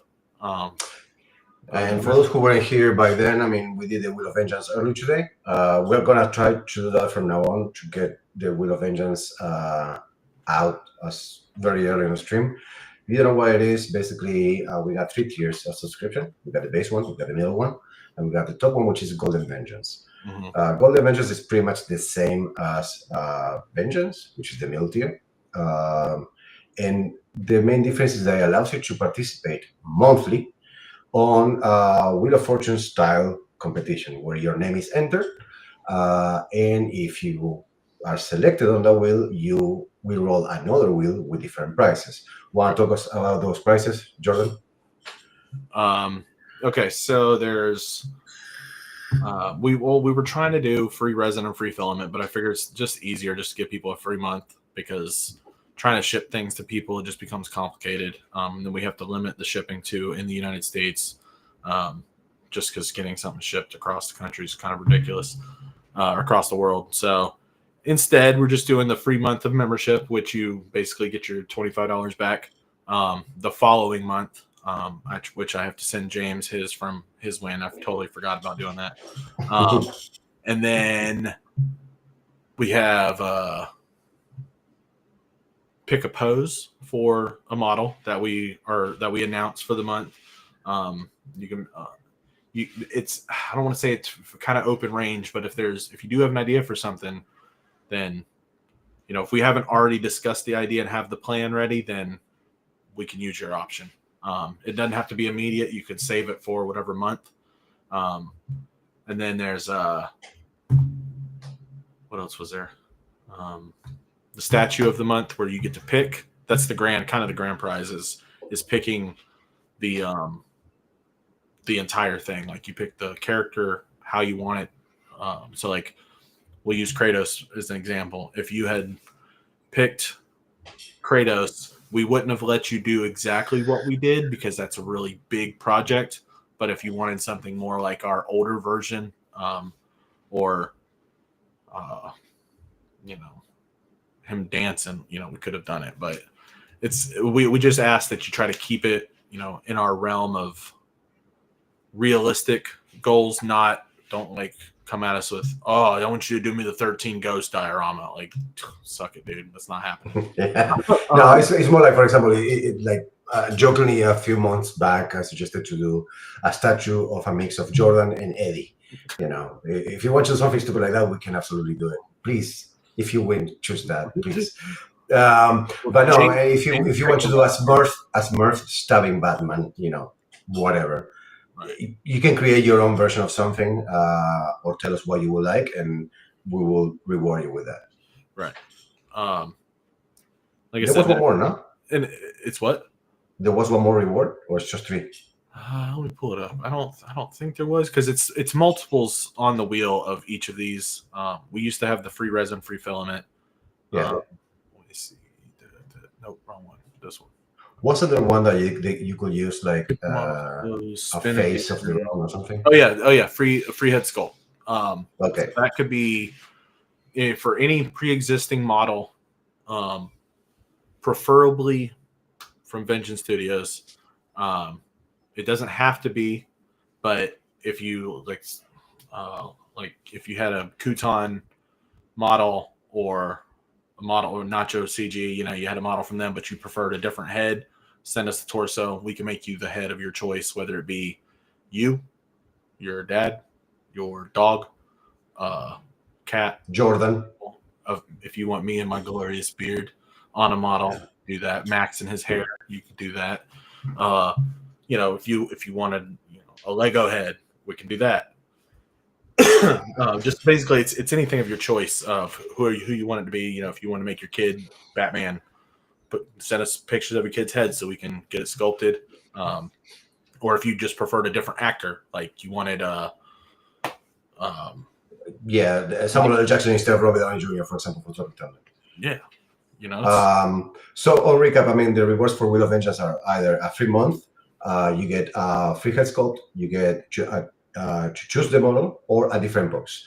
Those are the 4 rewards that you can participate. And the cool thing is that we don't require you to be on Golden Vengeance for the entire month. So if you're on the middle tier, you upgrade a few days before the stream to the Golden Vengeance. Wait for the spin, and after you won or not, you can go back to the Vengeance tier, and you get refunded. So it's a small gamble, if you will, to participate on the Wheel of Vengeance. But hey, you might get a nice reward, and at the same time, you help us a lot. So it's an extra, it's non-mandatory. We do ask you, if you do change to Golden Vengeance, please send a message to Jordan or myself. We're both on Discord, we're on Facebook, we're on Patreon, and we'll help you out. That's Wheel of Vengeance, and then pretty much every stream is going to follow the same recipe. Where we do Wheel of Vengeance. We might have a guest for that month. We don't know how often, or if we're going to do it monthly or every once in a while. And then we jump into the current month models, and then next month models, and then we have this time where we can talk about things. Like, for example, has anybody played Oblivion? I don't. It's too RPG for me. Okay. I'm actually a new idea popped in my head for a model. Maybe I don't want to say a lineup, but might do some Mafia model. Yes, but we talked about this before. We talked about this. I would love to have, of the original 1, 2, and 3, the 3 main characters. Right. I think that that would be awesome. You can see the pass of time from the 20s and the 40s and the 70s. Right. And now that, like, what year are they going into for the new country? Like, that's I think it's before World War One, if I'm not wrong. Yeah, because I see like a car, and then I see it chasing a horse. Let me double check. A guy on a horse. 1900 Sicily. Okay. Yeah. I'm very excited about that game. I already have it, I didn't pre-purchase or anything, but I have it saved on a wish list. And I'm buying it for PC and I'm buying it for Xbox. When does it come out? August something? August? Yeah. I'll say I was almost going to sell my PlayStation, but then I'm like, I do want to play that Mafia game, see if it's any good. But yeah. Do you play the third one? Yeah. Yeah, I really like that one. I like number 2. August 8th. Number 2 is the best, though. Number 3 just felt like the same 3 or 4 missions. I actually feel better with the first one than the second one. Yeah. Not about the story. I'm talking about the gameplay. How you control the characters and stuff. For me, the first one is way better than the second one. I got the definitive edition of the first 2. Yeah, I have the definitive edition of the 3 of them. They came up with a pack not too long ago, a couple of years ago. Seems and like I bought it for Xbox. Yeah, and I enjoy those games a lot. I don't know if you ever played this game, and I'm changing games a little bit, but there was a few years ago from Eidos, which is, if I'm not wrong, an Asian company. There was a game called Sleeping Dogs. You ever heard of it? Sleeping Dogs. Yeah. That was like you could do like a karate style. Right. So imagine GTA with martial arts. True crime. Streets of LA. No. I played true crime games. I love those games. No. So this is more, you are an undercover cop Asian guy that Really? spent a few years in the States and comes One of back. the And, triads. yes, and I enjoy that game so much. You know, when you play, for example, the Arkham games from Batman, how good it felt to land a punch. It's the same thing with the Sleeping Dogs games Right. game, and it has so many good DLCs, one better than the next. And The driving sucked though. on Sleeping Dogs, Yeah, I was not a driving fan of that because like when it's I'd be on a it's not great, but it's not terrible. I tried clunky. worse games. Oh, It's absolutely. clunky. Yeah, it's just But It wasn't Sleeping Dogs is GTA. That was the thing. what was that? Just wasn't GTA because they had like perfected driving in those games. So it's like when you Right. play anything else, you're like, oh. You feel like you're when you're driving on Sleeping Dogs, it feels like you're always using a turbo or Right. like a nitro. You're but it's clunky. You're right. But the moment that you get off the vehicle and start punching people and throwing them on ice machines and whatever, it felt so good. You know. Right. I forgot. Similar. I really love that game. But going back to the Mafia games, yes, we should definitely try to do a line with all the characters. I would really like that. Maybe leading similar to what we're doing with GTA, that we're leading into GTA 6. I would do the same with Mafia. You know, every month the Mafia 1, Mafia 2, Mafia 3, and then all country. It might be something we can branch out to. Yep. I might aim more for Macon because he does pretty good with the gangster stuff.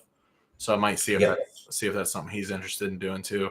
Because like I was thinking, and not do it all in the same kind of museum poses either. Like More action. Having what's his name? Good night, Mark. Thank you for being here. It was very nice to have you join us today, and I hope that you appreciate the time today.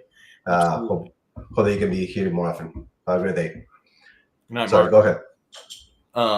I forget his name. I want to say it's Tommy, but it's not. It's not Tommy. Not Tommy Vercetti, but it's from Mafia 2. Let's see. It's Nico Scaletta. Vito Scaletta. Yep. He him like at the corner of a wall, you know, in cover with a mobster suit on, you know, bullet holes in the bricks. Like that'd be cool, you know, old street lamp from his time era, something like that, you know, just to give us something that's a little different and keeps the same vengeance. More cinematographic in a way. Yeah. And I feel that Mafia games play a little bit with the noir cinema as well. Like, you know, more shadows and stuff. I wonder if anybody will dare to print a Mafia character in black and white. Oh, that'd be cool. That would be cool. What else is there? I don't think I have anything else written down. It's just kind of the BS times. But Let's do a Joe Dirt. Joe Dirt. Ooh, I got keep on keeping on. just have that fair guard rail where he's leaning up against it. Got his arm on and he's twisting his belly. Just with all the hairs here. All shirtless I love that movie. Or better, do it with the flying wagon transporting the pile of shit that fell from the plane. The blue meteorite. Joe Dirt. Meteor. Nah, man. You get a burger from it. I love that movie. I haven't seen that in so long. But there are many movies like that I see. Like, for example, we could do as a very, very, very extra. We could do something like Happy Gilmore. You know? Well, hey, they got a sequel coming, so I know. not impossible. Happy Gilmore could be cool. But I'm trying to gear us away from the comedy stuff. Okay. Now, if it's something we want to just pop out with randomly, you know, every now and then, like Tropic Thunder is a straight up comedy, but at the same time, there is action. It is a war movie, and it's supposed to be, you know, a serious thing for them. So, like, it's kind of a blurred line. If you want to hit up a bunch of, you know, icons of action, you can do The Expendables. Yeah. Well, I would. You know what I'm saying? But I would say the actors from The Expendables, their best like roles, like, you know, you got Rambo, you got like we already did Rocky. Rambo's on the list of things we got to do. What was the like? You can do twins with Danny DeVito and Schwarzenegger, for example. Well, I had a cool idea for a diorama. It would be one of those. It's kind of a bigger model, but it wouldn't be that. I don't want to say it would be that difficult, but I was thinking. I had talked with a buddy the other day about the movie The One with Jet Li, Yeah. where he was like fighting himself from alternate universes. I'm like, that Yeah. would be really cool to do. Yula versus the other. Yeah, like 3 different versions of the different universes against the one in the middle or something like that. Right. Yeah, just something because it'd be the same guy, just different clothes, basically. Right. Yep. Yeah, we need to do a Terminator. Like that's something I'd like to do. Yeah. With James, don't worry, we're getting there. Yeah, Dr. Evil and Mini-Me are coming, or I quit. We gotta finish these other things that we started first. Yeah, there's so much. I mean, you guys know about it. I mean, just look at the suggestion channel, and there's at least 2,000 suggestions already. At Christmas time, they'll be looking back at this list, going, "Oh, sweet, we hit a lot of those already." Yeah, and it feels good, to give you what you guys want. It just takes time. We only have 2 modelers, and we're grateful for them, but they also have lives, and they cannot produce as much as we all would like them to. My and we question have to is respect that. Terminator. I would say 2. I like the idea for 2 as well, but that's the one that gets done the most. Well, then do 1. I would not go further than 2. Right. For me, Terminator franchise ended with 2. Anything that came after. I saw somebody's where they're holding the coffin from 3, which was a cool idea. Yeah, but that reminds me to the meme of the African guys transporting the coffin, dancing. But of 2, you can do, for example, when he's at the mall and he has the container for the roses. Yeah, And he pulls the shotgun. That's insane. I would love that. yeah. See, Kickboxer. It's a lot of these things have been done by other big guys. Yeah, but Kickboxer is just came up from another patron. I'm not going to mention. And I there's don't think that. an official statue of that too, and Yeah, an official so- one of the Rocky one. So I think that the main thing is that yes, we're gonna hit the main, shows and series and IPs, but if we do it, we're gonna do it in our own style, and not just because it's there.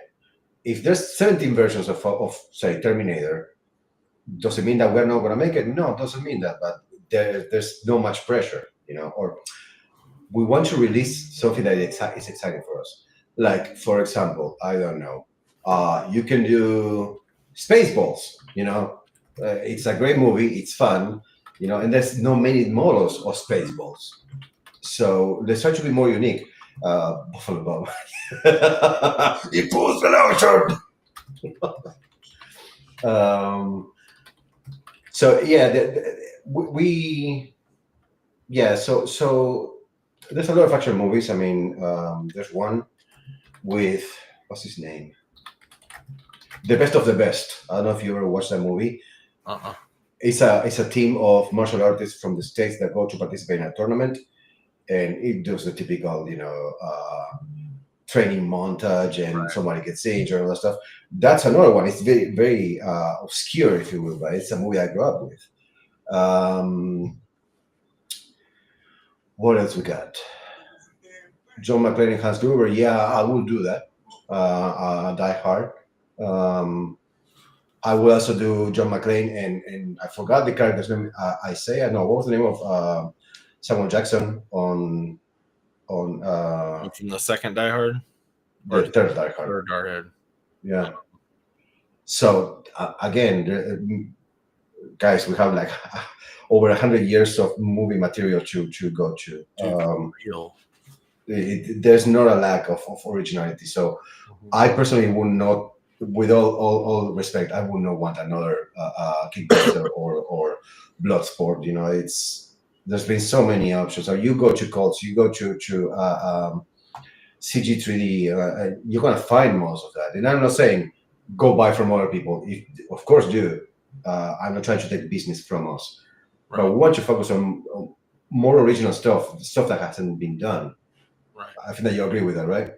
Oh, absolutely. I'd rather, like I said, you can go on any of those sites and find a lot of this stuff. Like you can even, I know that you could find other Scarfaces now. You can find, Godfather. you can find Terminators, but Yeah. but iconic stuff we will hit if it's iconic enough to where we're like, yeah, we probably should. Like I'd like to do another Predator from the older movies, The one that we did was just hopped on from Prey, but that was because we wanted to have the first Prey model out there.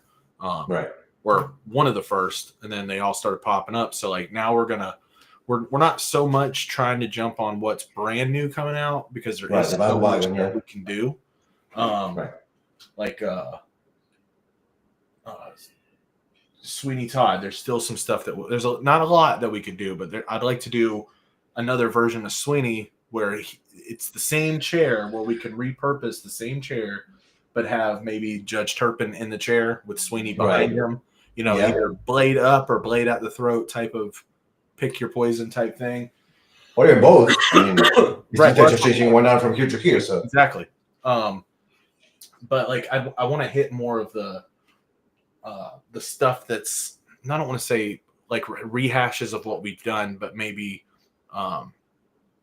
different versions. Like the Scarface we did, it's not what I would prefer in a model, like in terms of pose, but it was really well done in my opinion. So like we could redo to have, you know, Tony sitting in his chair, you know, at his desk or something, or something of that nature, just to kind of, I don't want to say we're going to do it to a bunch of our models, but some stuff you may go, huh, they've already done this character, like Kratos. We've already done a Kratos, but it was completely different than the Kratos. This is also a learning process for us because we start to see things differently than what we did before. So, right.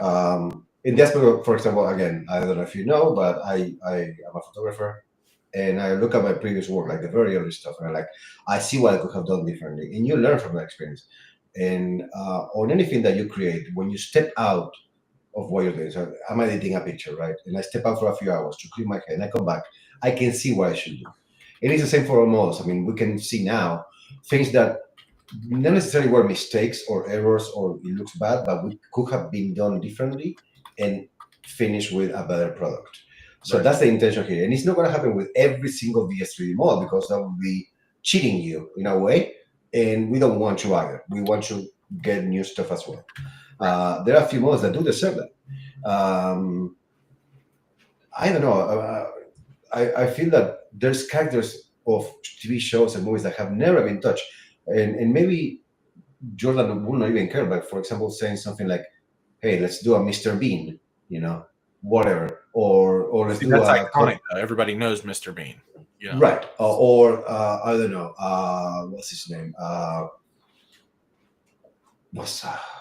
Koyak, which is a bald guy from the 70s. He had a TV show and movies. I don't know. If you want all their stuff, there's, again, more than 100 years of possibilities. Oh, yeah. So let's, like, for example, if going back to Terminator, I would totally do the T-1000, you know, going through the metal gate and the asylum, you know, and getting the gun stuck or something like that. Or the most common one in that stuff, that would be a big diorama, the back of the car, where he goes like this and claws the trunk of the car. You know, there's a million scenes of that movie that you could do. And most typical one, they do the one where Schwarzenegger is on the bike with the kid, and the T-1000 comes with the big truck. See, I was thinking about doing something with teenage John Connor, because like that was, you know, like I know I've seen the Sarah Connor where she's sitting on the table towards the end gearing up, but like she's with the knife. Yeah. Like something, you know, of that nature, or maybe Terminator and a kid high-fiving, you know, teaching them. Right, yeah. Stuff like that. Like this, yeah. An action thing, but, you know. Right. It could be just the iconic moment, like who doesn't remember too slow, like him trying to teach a robot tricks and jokes. Right, yeah, you know? Yeah. Like something like that, just because it keeps it museum, it keeps it simple, but. Dude, you know, make a pool of lava and show an arm doing this. Okay. Yeah. Well, what's his name? Alfredo Marchese Lazo. He's an Italian sculptor.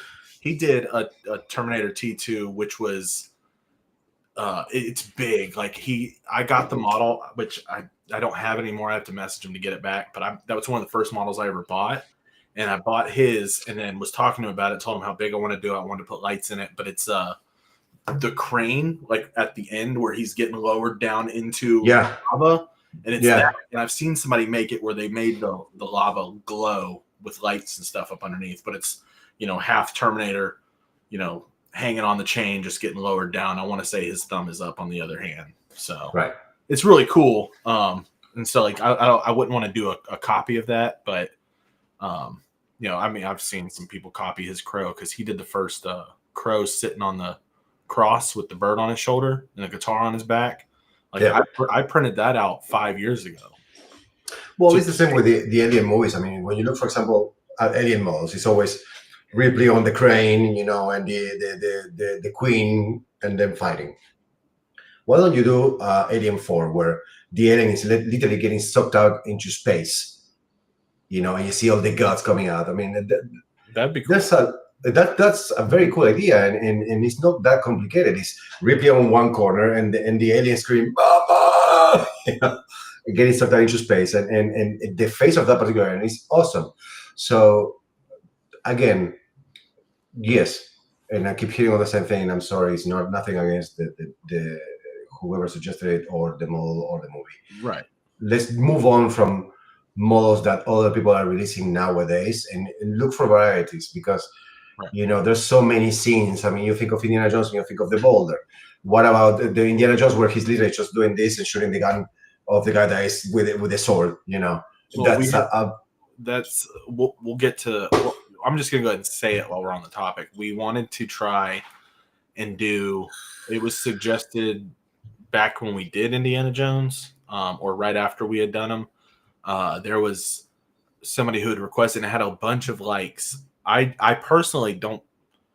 I'm not an Indiana Jones fan, so like it didn't mean anything to me personally, but it seemed to get a lot of love. But where he's got him and his dad in the sidecar, people wanted to do that as like a Father's Day type of release. So if we can squeeze it out in June, we will do our best. No promises, but we do plan to do that sometime in the next year, so that whether it's for this Father's Day or next, we might do it maybe December or January. That way people have time to get it made up and painted for Father's Day. Well, on the same vein, and without interrupting, I mean, Mother's Day is like, 15 days away. Right. I don't think that we have the time to come up with an idea, produce it, and deliver it by May 11th, Right. But we can, in the future, start preparing ahead of time, something like for Father's Day, Mother's Day, we do for things like, I don't know, Valentine's, or Christmas. It's more common to get into those dates, but Mother's Day and Father's Day are a bit more, because they happen at the middle of the month. I mean, we will be able to deliver at the end of the month, and we have to be the month before. Right. So it takes time to plan all these things, and when you already have a full agenda of models that you have to produce, bring in an extra. Is it possible? For sure. Is it taxing? Yes. That's the problem. I don't mean to interrupt you. Somebody's comment just reminded me of something, so I've seen a thing from this movie without saying what it all is right away. But James just said the Indiana Jones with Sean Connery needs to be done.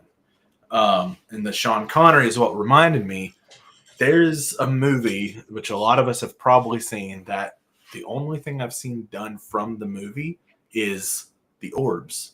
But the movie The Rock with Nicolas Cage. Yeah. So those green orbs that were like, that's going to kill you, basically. Yeah. Those have been done, but nothing else from that movie has been done. And the introduction of Sean Connery from that movie is probably my favorite Sean Connery moment, because you don't ever see him with long hair, a big old beard, like all in one.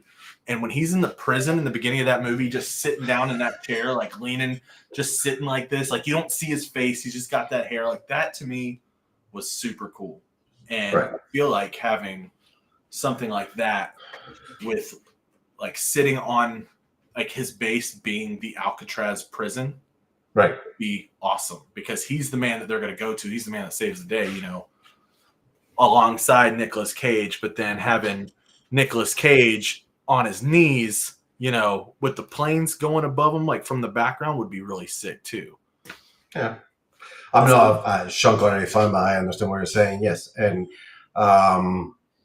another idea, for example, for a bust. Okay, not even for the entire model, but just a bust. Face off.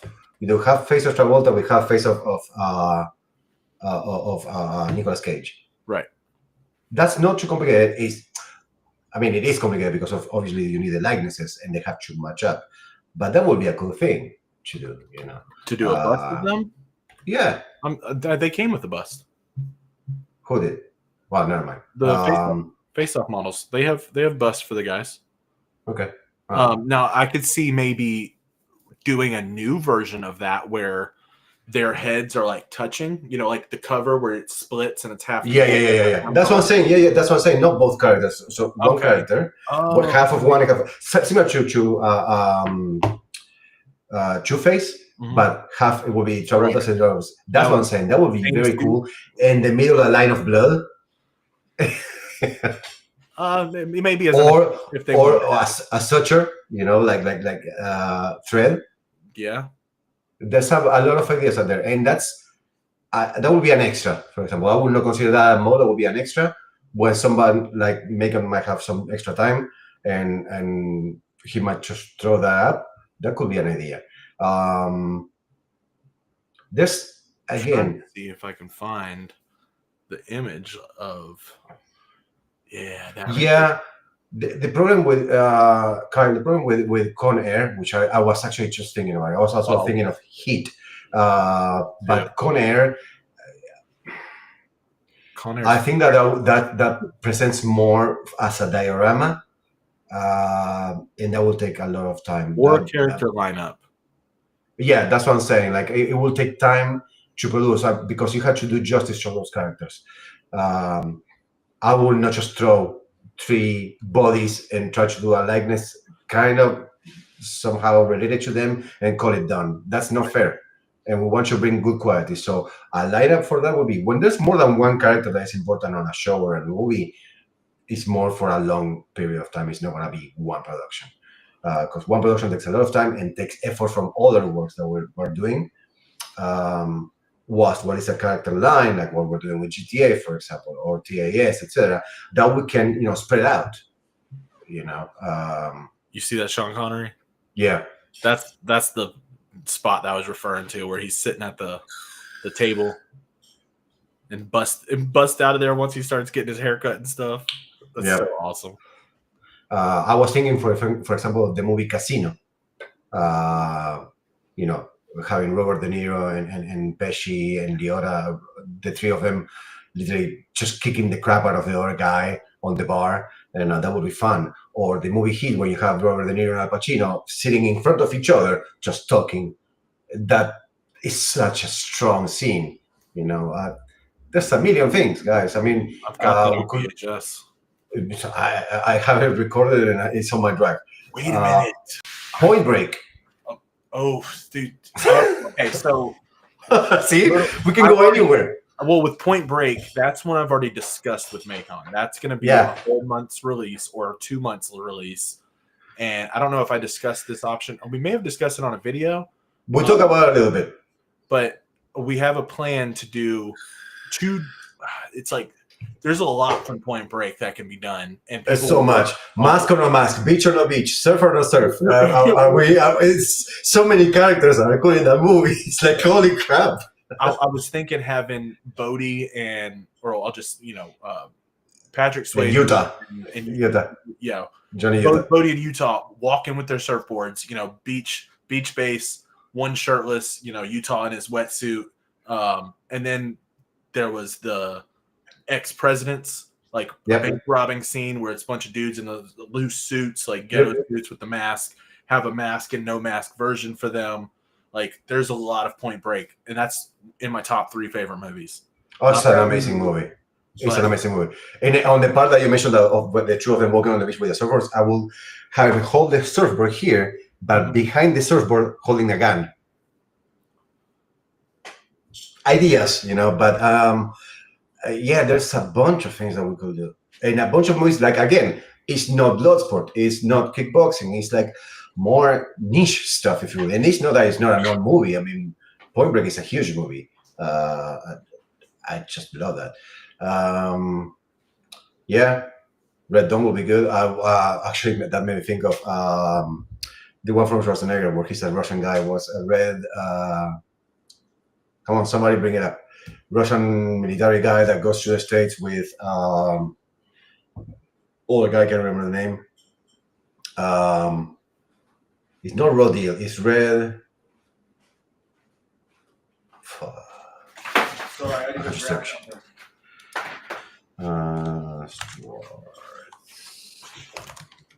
While you're in a thought, I'm going to show. Okay, so I found some things at the where I have my booth with my 3D stuff. I picked up a couple items, and one of them is the topic that we've talked about already once, and I'd like to get this pumped out before the end of the year. Backdraft. Oh, you mentioned that one. Yeah, that's a good movie. Backdraft. I got that. It's VHS, by the way. Yep. And then, because we were on the topic of Predator, I forgot that this is the most recent to the lineup of Predator movies that I bought. And I think this is the next one that we will do. And I might even just use the pose that's on the back cover. Predator 2. Okay. Where he's in like a rooftop. That's in LA. Yep. Rooftop of LA, with him in that pose, holding the head and spine, his spear. And then, maybe we can do a Danny Glover to go with that, to where if you wanted to make your own kind of base, you could have him and Danny Glover going head to head or whatever. But right, dude, for $1.50, bro. No, the movie I was talking about, you funded the moment that I did, AJ, Red Heat. Such a great movie. It's one of my favorite from Schwarzenegger. He nails it, dude. When he has to play the literally like Eastern Bloc or AKA Austria, because he's Austrian. He's so good. He's so good in that role. That one and Commando for me are huge movies from him. But yeah, he will be awesome. I agree with Backdraft. It's a great movie. I really enjoyed it. There's a lot of movies from the 90s. A lot of movies from the 90s that I'm a big fan of. Even stupid movies like you have all the End of the World, like Deep Impact and what's it called? The other one. Volcano, and there's a million like that. It's like the end of the world, and those have like little scenes that might be fun to have, like Independence Day, AI. There's a bunch. Yeah, 80s and 90s are great movies. 70s you get a bit more obscure, but they're still very good movies from the 70s and 60s too. I think 90s is the best. 90s is the best. It's so strong of a list, dude. That's what I'm saying. There's over 100 years of material, and I cannot imagine how many movies and shows we could take from. So, huge library. If you have ideas, suggestion channel on Discord. So I'm going to turn I don't know if I already did in the Discord. I've turned a couple of the slowdowns off. I don't know if I did for the suggestion. I'm looking. Okay, so I think I did turn it off.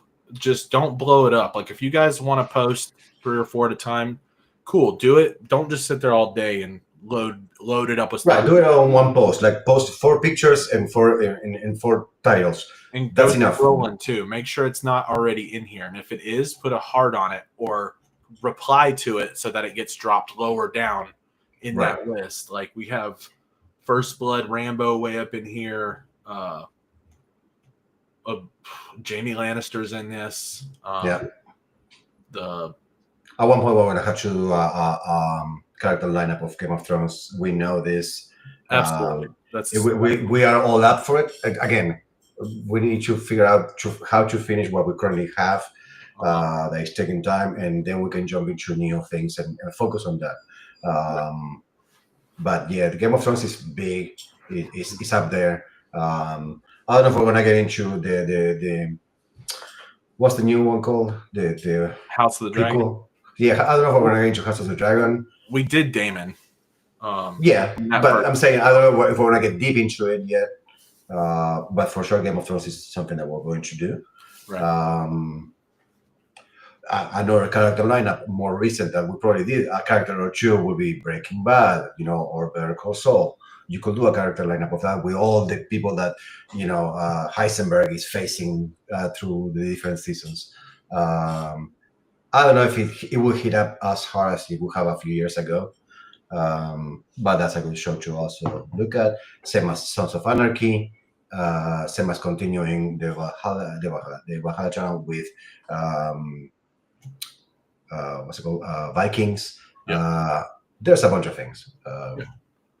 I think people will be pleased once we get out of. I don't want to say get out of the animated series, but that we may end up before the year's over taking a break. Now I know that we got at least 6, so we may end up killing the year with them. But I think if we do continue every month, that'll put us at a solid almost year and a half of pumping these characters out, if not a little bit longer. So we will eventually take a break so that we can start doing some other things. So it's just a matter of time. Like right now, we've got April just about wrapped up. We got May lined up. We got some of June lined up, and then possibly some of July already lined up. So it's a process, and and that's why I'm kind of pushing each artist to try to get 3 models. That way we can do 4 of everybody's choices essentially, or at minimum 2 of everybody's choices. That way, if we spark the idea of one of the topics that we talked about here, we may go, you know what, let's go ahead and do that. This is a good time to do it. And then we'll pull that one. We'll pull 1 or 2 from the suggestion chat, which honestly, if you like, I'm going back and looking at them and I'm like, we're hitting a lot of these. Like Blade was in this, Whistler was in this, 13 Ghost was in this. And then Goonies was in this. I mean, people want to go, some people have even told us, they're like, you should do more from the suggestion. I'm like we have been, like, each one. Like James Pike's the one who put Hacksaw Ridge in here. Right. That's not too long ago. It's not too long ago that he did. That was put in September. That's what I'm saying. So we're trying to keep up with what your suggestions are, but please understand, we try to also maintain our workflow of the current. And only balance. But also, when we commit to something like an animated series, we're going to finish the main characters like we mentioned before in the stream. Right. These 6 characters are left over from the main line. Take a break. Maybe do something else related to Batman. Maybe we could do, I don't know, Batman Beyond or some other show, or with the movies. We'll see. Well, we don't know. Right. But eventually, we're going to come back to the animated series and do the surrounding characters from the animated series, movies, minor characters.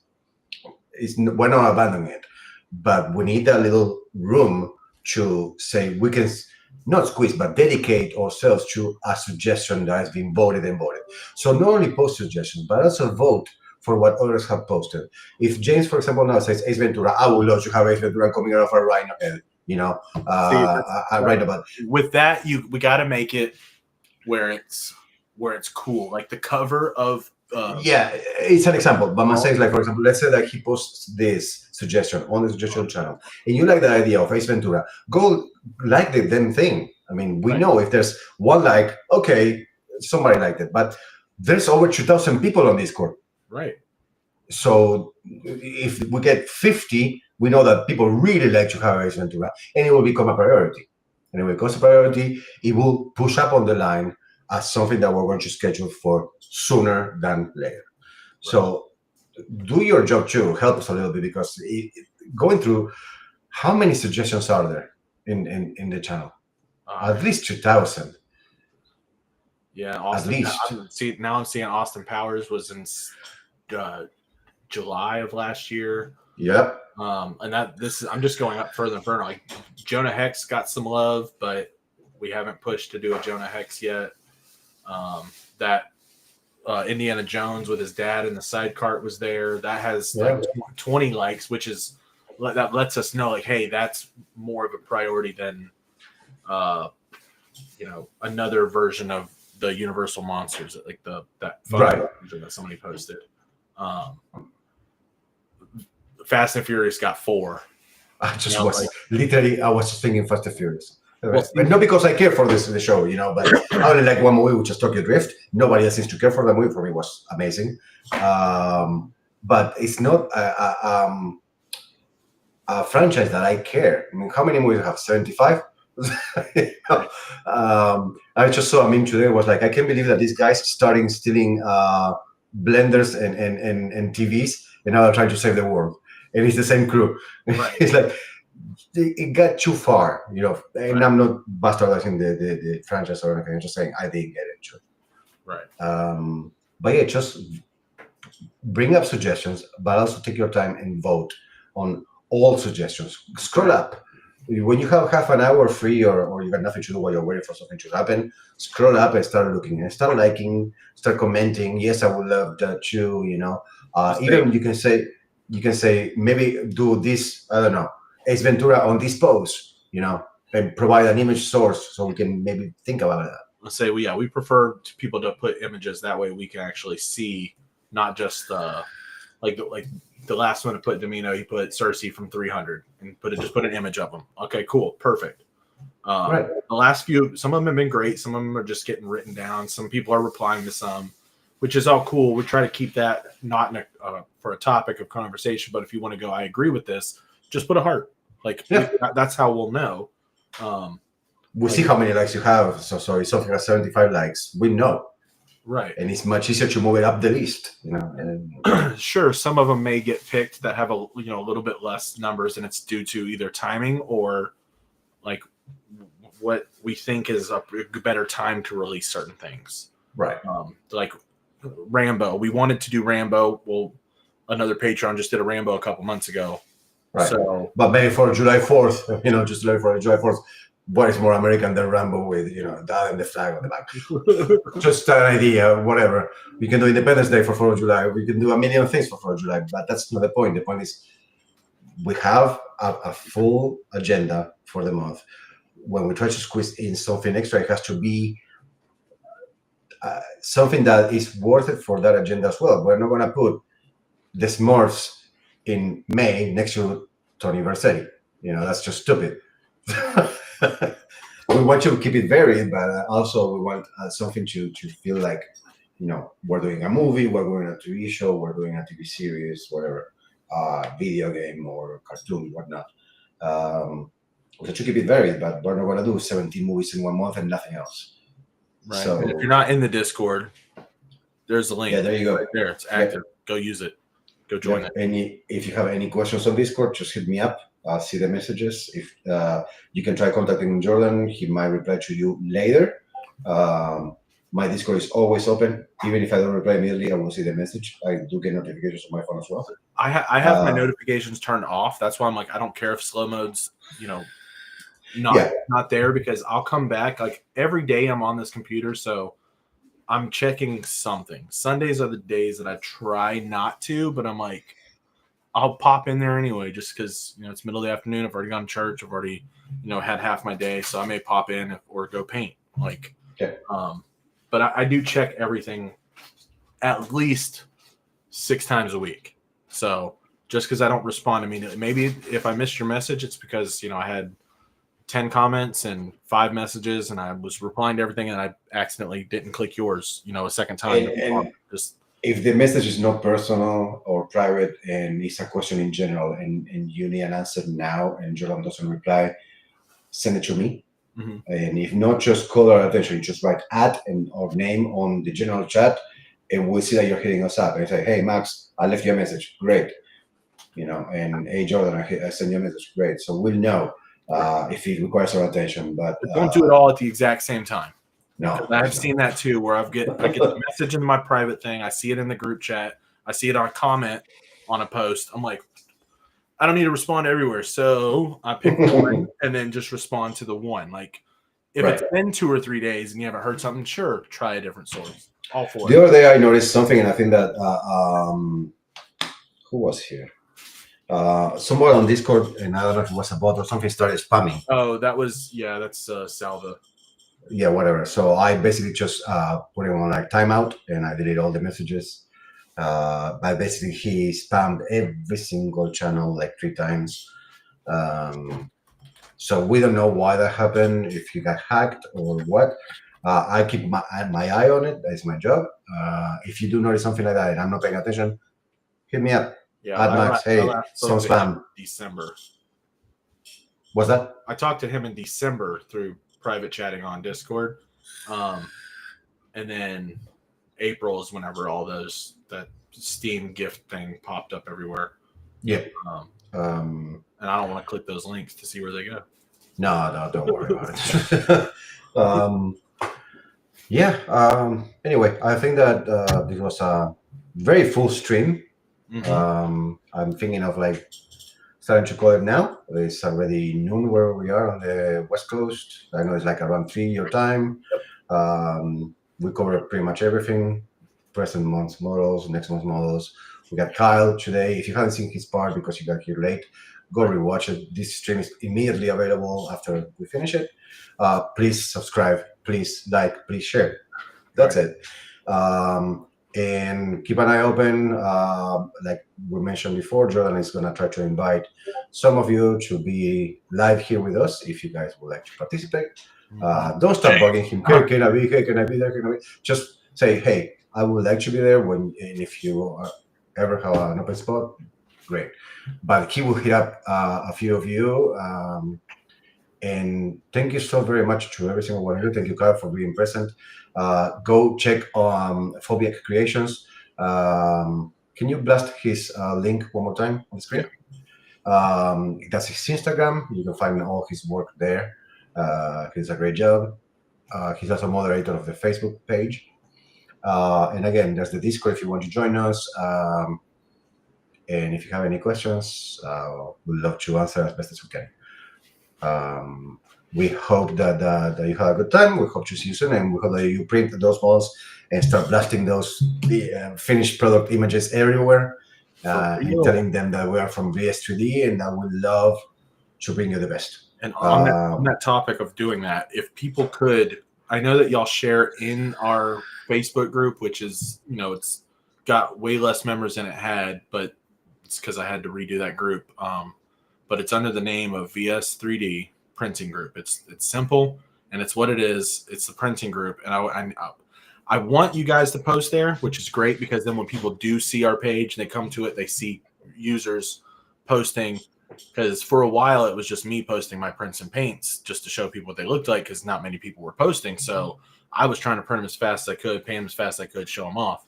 And now that we got AJ doing a lot of the testing, that's helping because it gives me more time to respond, and we have more people to talk to now.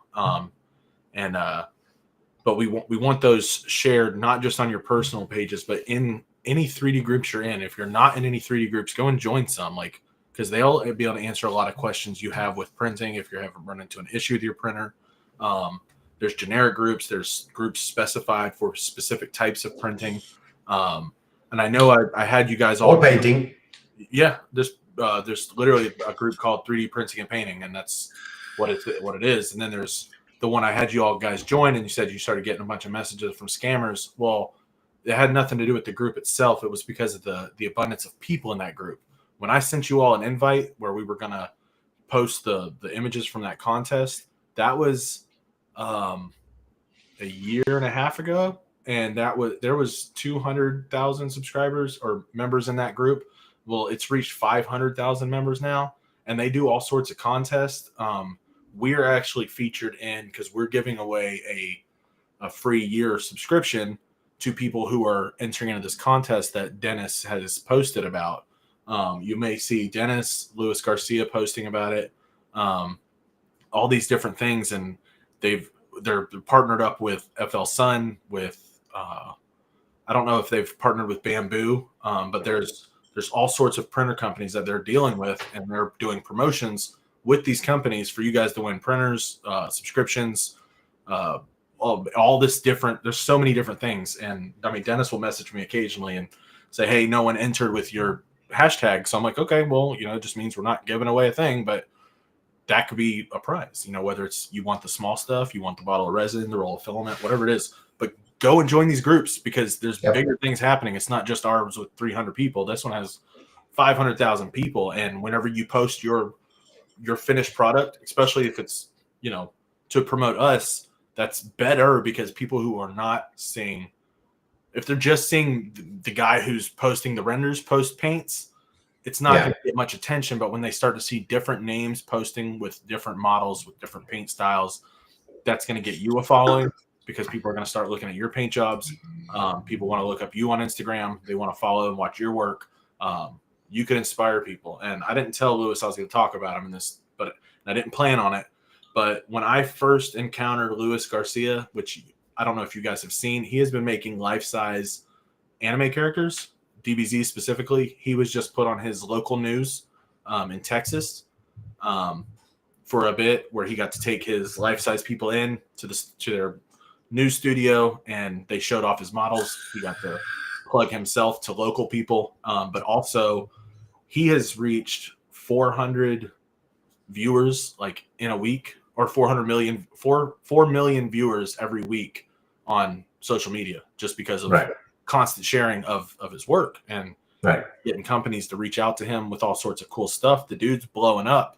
And when I met him a year and a half, 2 years ago, he was just starting his first life-size model, with 300 people following him. Now it's like 4 million, are watching it and on a daily with his stuff. There's no better example of how scalable the 3D printing business is. You guys follow us and you recommend us and you recommend us and you recommend us. More people of those people that you recommended us join the Patreon or the My Mini Factory Tribe. That brings more money. That means that we can pay our sculptors more money. That means that they can actually produce more models, or even hire at their model. Everything grows bigger, okay? And as it grows bigger, basically we can do more for you guys, but that's depending on you. We have a limit on how much we can stretch and spread out the news and advertise the channels in our creations. As a suggestion, for example, if you have already a decent library of VS3D models and you have someone that you already sell those models to, maybe show them the other part of the library that we have. Hey, I can also print this out for you. And maybe they see a model that it didn't occur to them, but they see it and they love it, and you get more business, and we get more traffic, etc., etc. So it's very scalable. I want to make someone asked me something that we conversated with Jordan this week, which is going to bring a bit more to the YouTube channel, which is I'm going to start making some reviews for machines, and I'm going to focus more on the technical side of 3D printing, talking about different machines, different brands for resin and filament, as well as when there's deals. I'm going to comment on that, and how long the deal runs, if it's convenient, what are the problems of certain machines. I'm going to be more on the technical side as well. This doesn't stop. I'm just saying, as an add-on to the channel, I'm going to start posting those videos, and we're going to upload them to the VS3D YouTube channel. And once in a while, you can hit it up and check out what's new. Think of if you follow Linus on YouTube. I mean, that he used to do a lot of reviews of products similar to that, but much smaller scale. But I'm going to focus on different brands, different models, what they're good for, are they not good for at all, do they have problems, what's a good source for, supplies, like where can you get the best deal for resin, or for feb sheets, or for filament, or whatever it is, Maybe Jordan will be in those videos as well, talking about his point of view on the matter, or bringing information I do not have. Yeah, there you go, Max's print review, whatever. We'll figure out the name. But the idea is that we're going to start bringing more content to the YouTube channel, so you can also get some value from that. Yeah, and that's where I was going to come in too. With I'm going to be doing a mid-month stream where it won't necessarily be like these 2-hour ones that we do. It will be live though. It'll be kind of towards the middle of the month, later in the evening, like our normal time.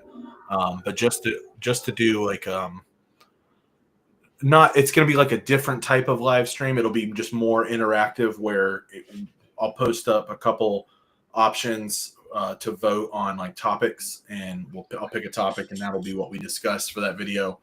That could range from as little as kind of like in the lines of what Max was saying, like what printers are good, relevant, what are good materials, what are good painting materials, what are good airbrushes, what are good types of brushes to use.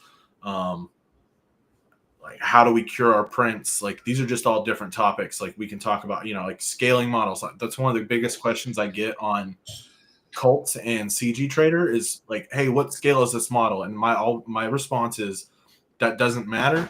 It's sculpted to be resized. So once you download it, put it in your slicer. If you don't like that size, go big, go small, whatever you want to do. Like it'll just be topics of 3D related. There's no limits on what we're going to discuss. Like if we want to just discuss one specific company, like one that has one from a printer that I recently used, which is the FL Sun T1 Pro. That's one of those ones that has the 3 arms that come down in the center and hold the hot end on, so the bed doesn't move. It's a circular bed. Like the experience I've had with that printer, and that thing's phenomenal, by the way. Right, and I'm sorry to jump in, but I did promise you that you were going to talk about your new Cobra printer and the issue that you had this week as well. So before you guys go, I'm sorry, I know that we were going to finish 10 minutes ago, but this is kind of cool and important too, as an experience point. So you can learn from this too. So I was using the Cobra 2 Max.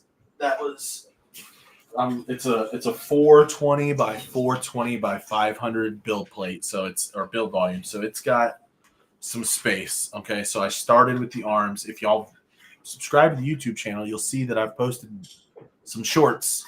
I've been doing a lot of shorts because they're quicker and easier to upload, and I don't have to go on the computer and edit things before I post. But I've been making a series of shorts of the printing of the life-size Val Kilmer Batman. And as you can see, this is not finished because this was a one-piece torso, which, I'm a big guy and I'm out of shape, so it's like the best. Well, you wish it to be. It is, the size it needs to be. So it's not like, it's a little thinner in that way, but I'm a little wider. Go this way. Yeah. Shake it, baby, shake it. But no. So what happened was I went out and I saw a clog in the printer, and I'm like, oh no! And it's here, and it was printing here, and I'm like, damn, that's like a whole inch already gone. So I had to stop the print. I had to get back on the slicer, slice it up, unclog my printer, only to find out it was it started printing. I got about an inch and a half into the upper torso, which I was going to finish printing, and I went to bed, and I woke up the next day to my wife telling me, hey, about 2:00 in the morning, your printer was making some crazy transformer noises. So she went outside to go see what was happening in the garage. And she said the piece was there on the bed, but it was covered in the spaghetti mess that we've all probably seen. But not just that, but my gears for my Y-axis were clogged with little strands of filament on both ends. And after, like a week of trying a new print, let me try a different piece. Maybe just that part got corrupted somewhere. I tried I'm doing a 1/3 scale crow where he's sitting in the throne for a customer of mine. And so I'm like, I'll just put on one of those wood base pieces and I'll try that. Well, it would get through the first layer, and then as soon as it would get to the second layer, it would layer shift. So I'd restart it. I ended up 3 days of that. Couldn't figure it out. Tweaked all my belts, got my tensions really great. First layer was phenomenal. And then as it would be finishing the first layer, my printer would stop for a brief second. The bed would shift forward, and then it would continue printing, but not in the same spot. So I'm like, dude, there's got to be something else because it's not the belts. Well, I found out it's my Y-axis motor was dying. It's skipping a step. Or it's there's some teeth on the ends of the belt where the belt hooks into. One of them was a little, so it was a little rubbed through, so it was chunks missing. So it was no longer rotating like it was supposed to. And in the meantime, I had been struggling, and I've got an order, and I'm like, of course this happens as soon as somebody pays me to make them something. So there was a deal, which it's still going on. Anycubic's not paying me to say this, but they've got a deal for their Cobra 3 series right now. Normally their Cobra 3 Max, which is same size, 420 by 420 by 500, which I don't know if y'all know the size differences, but that is massive. That is, I bought the 3 with the multicolor. It's their Ace is what they call it. It's the Ace Pro or something. But it's their 4-color. It's like Bamboo has, multicolor printing, which I'm going to be testing that out once I have perfect prints, by the way, again, with the new printer. I got it set up. It is a little different. It does suggest that you level before every print, which I've only done it on the last 2 prints. So I think I'm going to try it without, but I'm also struggling with my resin printer. I don't know what happened. We had a power outage 2 or 3 days after I had that big old FDM issue. We had a power outage, and I had the Crow torso. Literally, the only piece that didn't print was the upper back collar. So that needed to be reprinted, and I just restarted the printer and made sure there was nothing on the film underneath the resin. It was all good. Well, I'm getting like what looks like gaps in my prints. Some pieces are no longer sticking to the bed. Some are no longer printing, and they're all stopping at a specific layer. So like I can see the supports all across the board just stopping, but then like part of the print still trying to print with no support. So it's like, I don't know what my problem was. I think I had solved it because I've been using the same vats for over a year now. I think I'm going on 2 years of having my M3 Maxes. Same screws, same everything. And those screws have been wearing out with tightening. And I thought, okay, maybe it's just because I can't get my FEP film tight enough because I put a hole in my FEP trying to clean the little baby supports off the film after I cleared the resin out for the 17th time. And I just said, screw it. I started using my metal scraper, hole. Okay. Mess out of that for a second, get some of my frustration out. Then I'll just change it. So I changed it, and it did nothing. So I'm like, okay, I think it's because I can't get it tight enough. So I ordered a new one, put it on yesterday. It showed up yesterday. My new vat had a new FEP already installed on it. Screws are all nice and tight. Well, I didn't re-level, so I didn't know if I needed to re-level just because it's a new vat, even though it's the same exact vat. Just I'm sorry. I will have re-leveled. Yeah, I should have, but I was getting ready to go out to dinner. I had a date night with my wife and some friends last night, so I was trying to hurry up and get out of here, and came home to more print than I had been previously getting, but still messing up. So this morning, I re-leveled the printer. I re-cleaned the vat out, cleaned it out, didn't put a hole in it, made sure there's nothing left in it, shook my resin for twice as long as I normally do, and then report it and restarted it right before this stream. About an hour, I'm going to go look at it, see what's happening, see if I can see the print yet, and see how it's doing. And I also used your recommended of using lychee, whatever you pronounce it. I'm trying to get used to it. I don't like that it doesn't just put the holes in, but it shows me where holes are. I'd rather see through that hole. And I saved it as an OBJ like you had suggested instead of STL. And if that doesn't work, I'm going to switch it to STL. So what I did was I essentially just resliced because I was using I had that power failure. I had the Chidu box open with everything ready to be printed.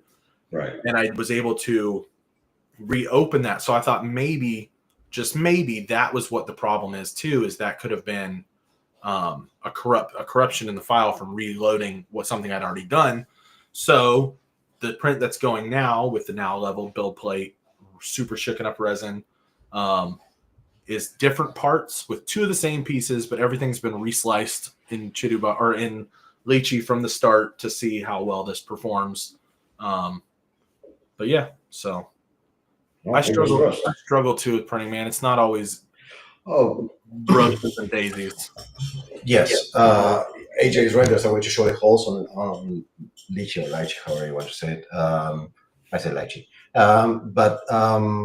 Yeah, don't think that because we're on this side producing models, we don't have issues. I mean, God knows I spent, and I'm not bringing up who made the model, but on the main print that I was working on, which was a very large version of a Batman, I spent about 18 liters of resin because it wasn't coming through. And it was failing at the same spot every single time. And I checked everything on lychee and on Chidu box. And then I started my own process, which was like, I will prepare the model on lychee, then send the file into Chidu box to do the slicing, then send it back to lychee, and then send it back to my printer. So I had to use 2 softwares in order to print. So it happens to everybody. It's not it's not what saved from printing awfulness. It happens to everybody. But yeah, I wanted to check give you a chance to tell that story because I think it's very informative for everybody. But that's something, for example, that we can talk about either on your videos, Right. like for example, your experiences with 3D printing, or also, for example, if you know Anycubics, you can come on onto the videos I'm going to be making and say, "This is my experience with Anycubics so far. This machine sucks because of this, or this machine is so because of that." We can talk about personal perspectives, and hopefully we can also do guests one day. Maybe AJ can come over and say, "This is what I found, for example, working with CheetahBox or with Lychee, and whatnot." We're not planning on doing classes, but basically just showing you better ways to produce your models.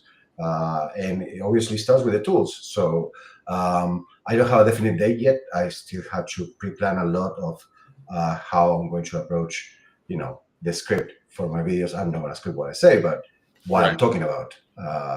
I want to prepare to see, for example, okay, what is Anycubic coming out with soon? What is Elegoo? What is et cetera, and talking about all the machines. I'm going to focus mostly on the machines that are,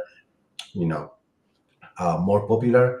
Because I could talk about like very expensive machines that cost like $7,000, but realistically speaking, there's going to be like literally like 0.01% of you that are going to be able to buy it. Right. So I'm going to talk about the major brands, and yes, when there's something special or unique about a machine that might be more expensive, I might bring it up. My videos are going to be very bare. I don't have the technology or the skill or the knowledge to do all these, logos or graphics or all that, and I don't care either. I will just literally just show an image of the printer, the pricing, and a discount code if there's any, and talk about what I know about the printer and why I consider it might be good. And you can comment on that. You can recommend other machines. I might create a channel for that, so you can have suggestions just for these particular videos. And I would love to have Jordan over to have his perspective on all this too. And Jordan is going to start producing more videos about 3D printing. So the overall idea is that we're trying to improve the channel and bring you more value on your experiences with VS3D. And now, yes, I think that we should cut it out. It's really extended for half an hour. Yeah. I'm starving. I really gotta go to the restroom. And yeah, guys, thank you so very much for spending your time with us today and for printing on models. Yes, thank you. And then we're gonna try to start planning these a little earlier so that we can announce them earlier each month, so that we can kind of just do a constant reminder, and it gives us YouTube advertisement purposes. And so I'm sorry for the delay of this one. We are so close to 500. I'm pushing for 500 because that's like the first big goal that users, try to obtain. And it's not necessarily for monetization, but once you hit that, you tend to start skyrocketing a little quicker because you have more people viewing, and then you hit a different algorithm in the YouTube. And right now, it showcases your videos more often. Yes. And right now we're sitting at 452 subscribers.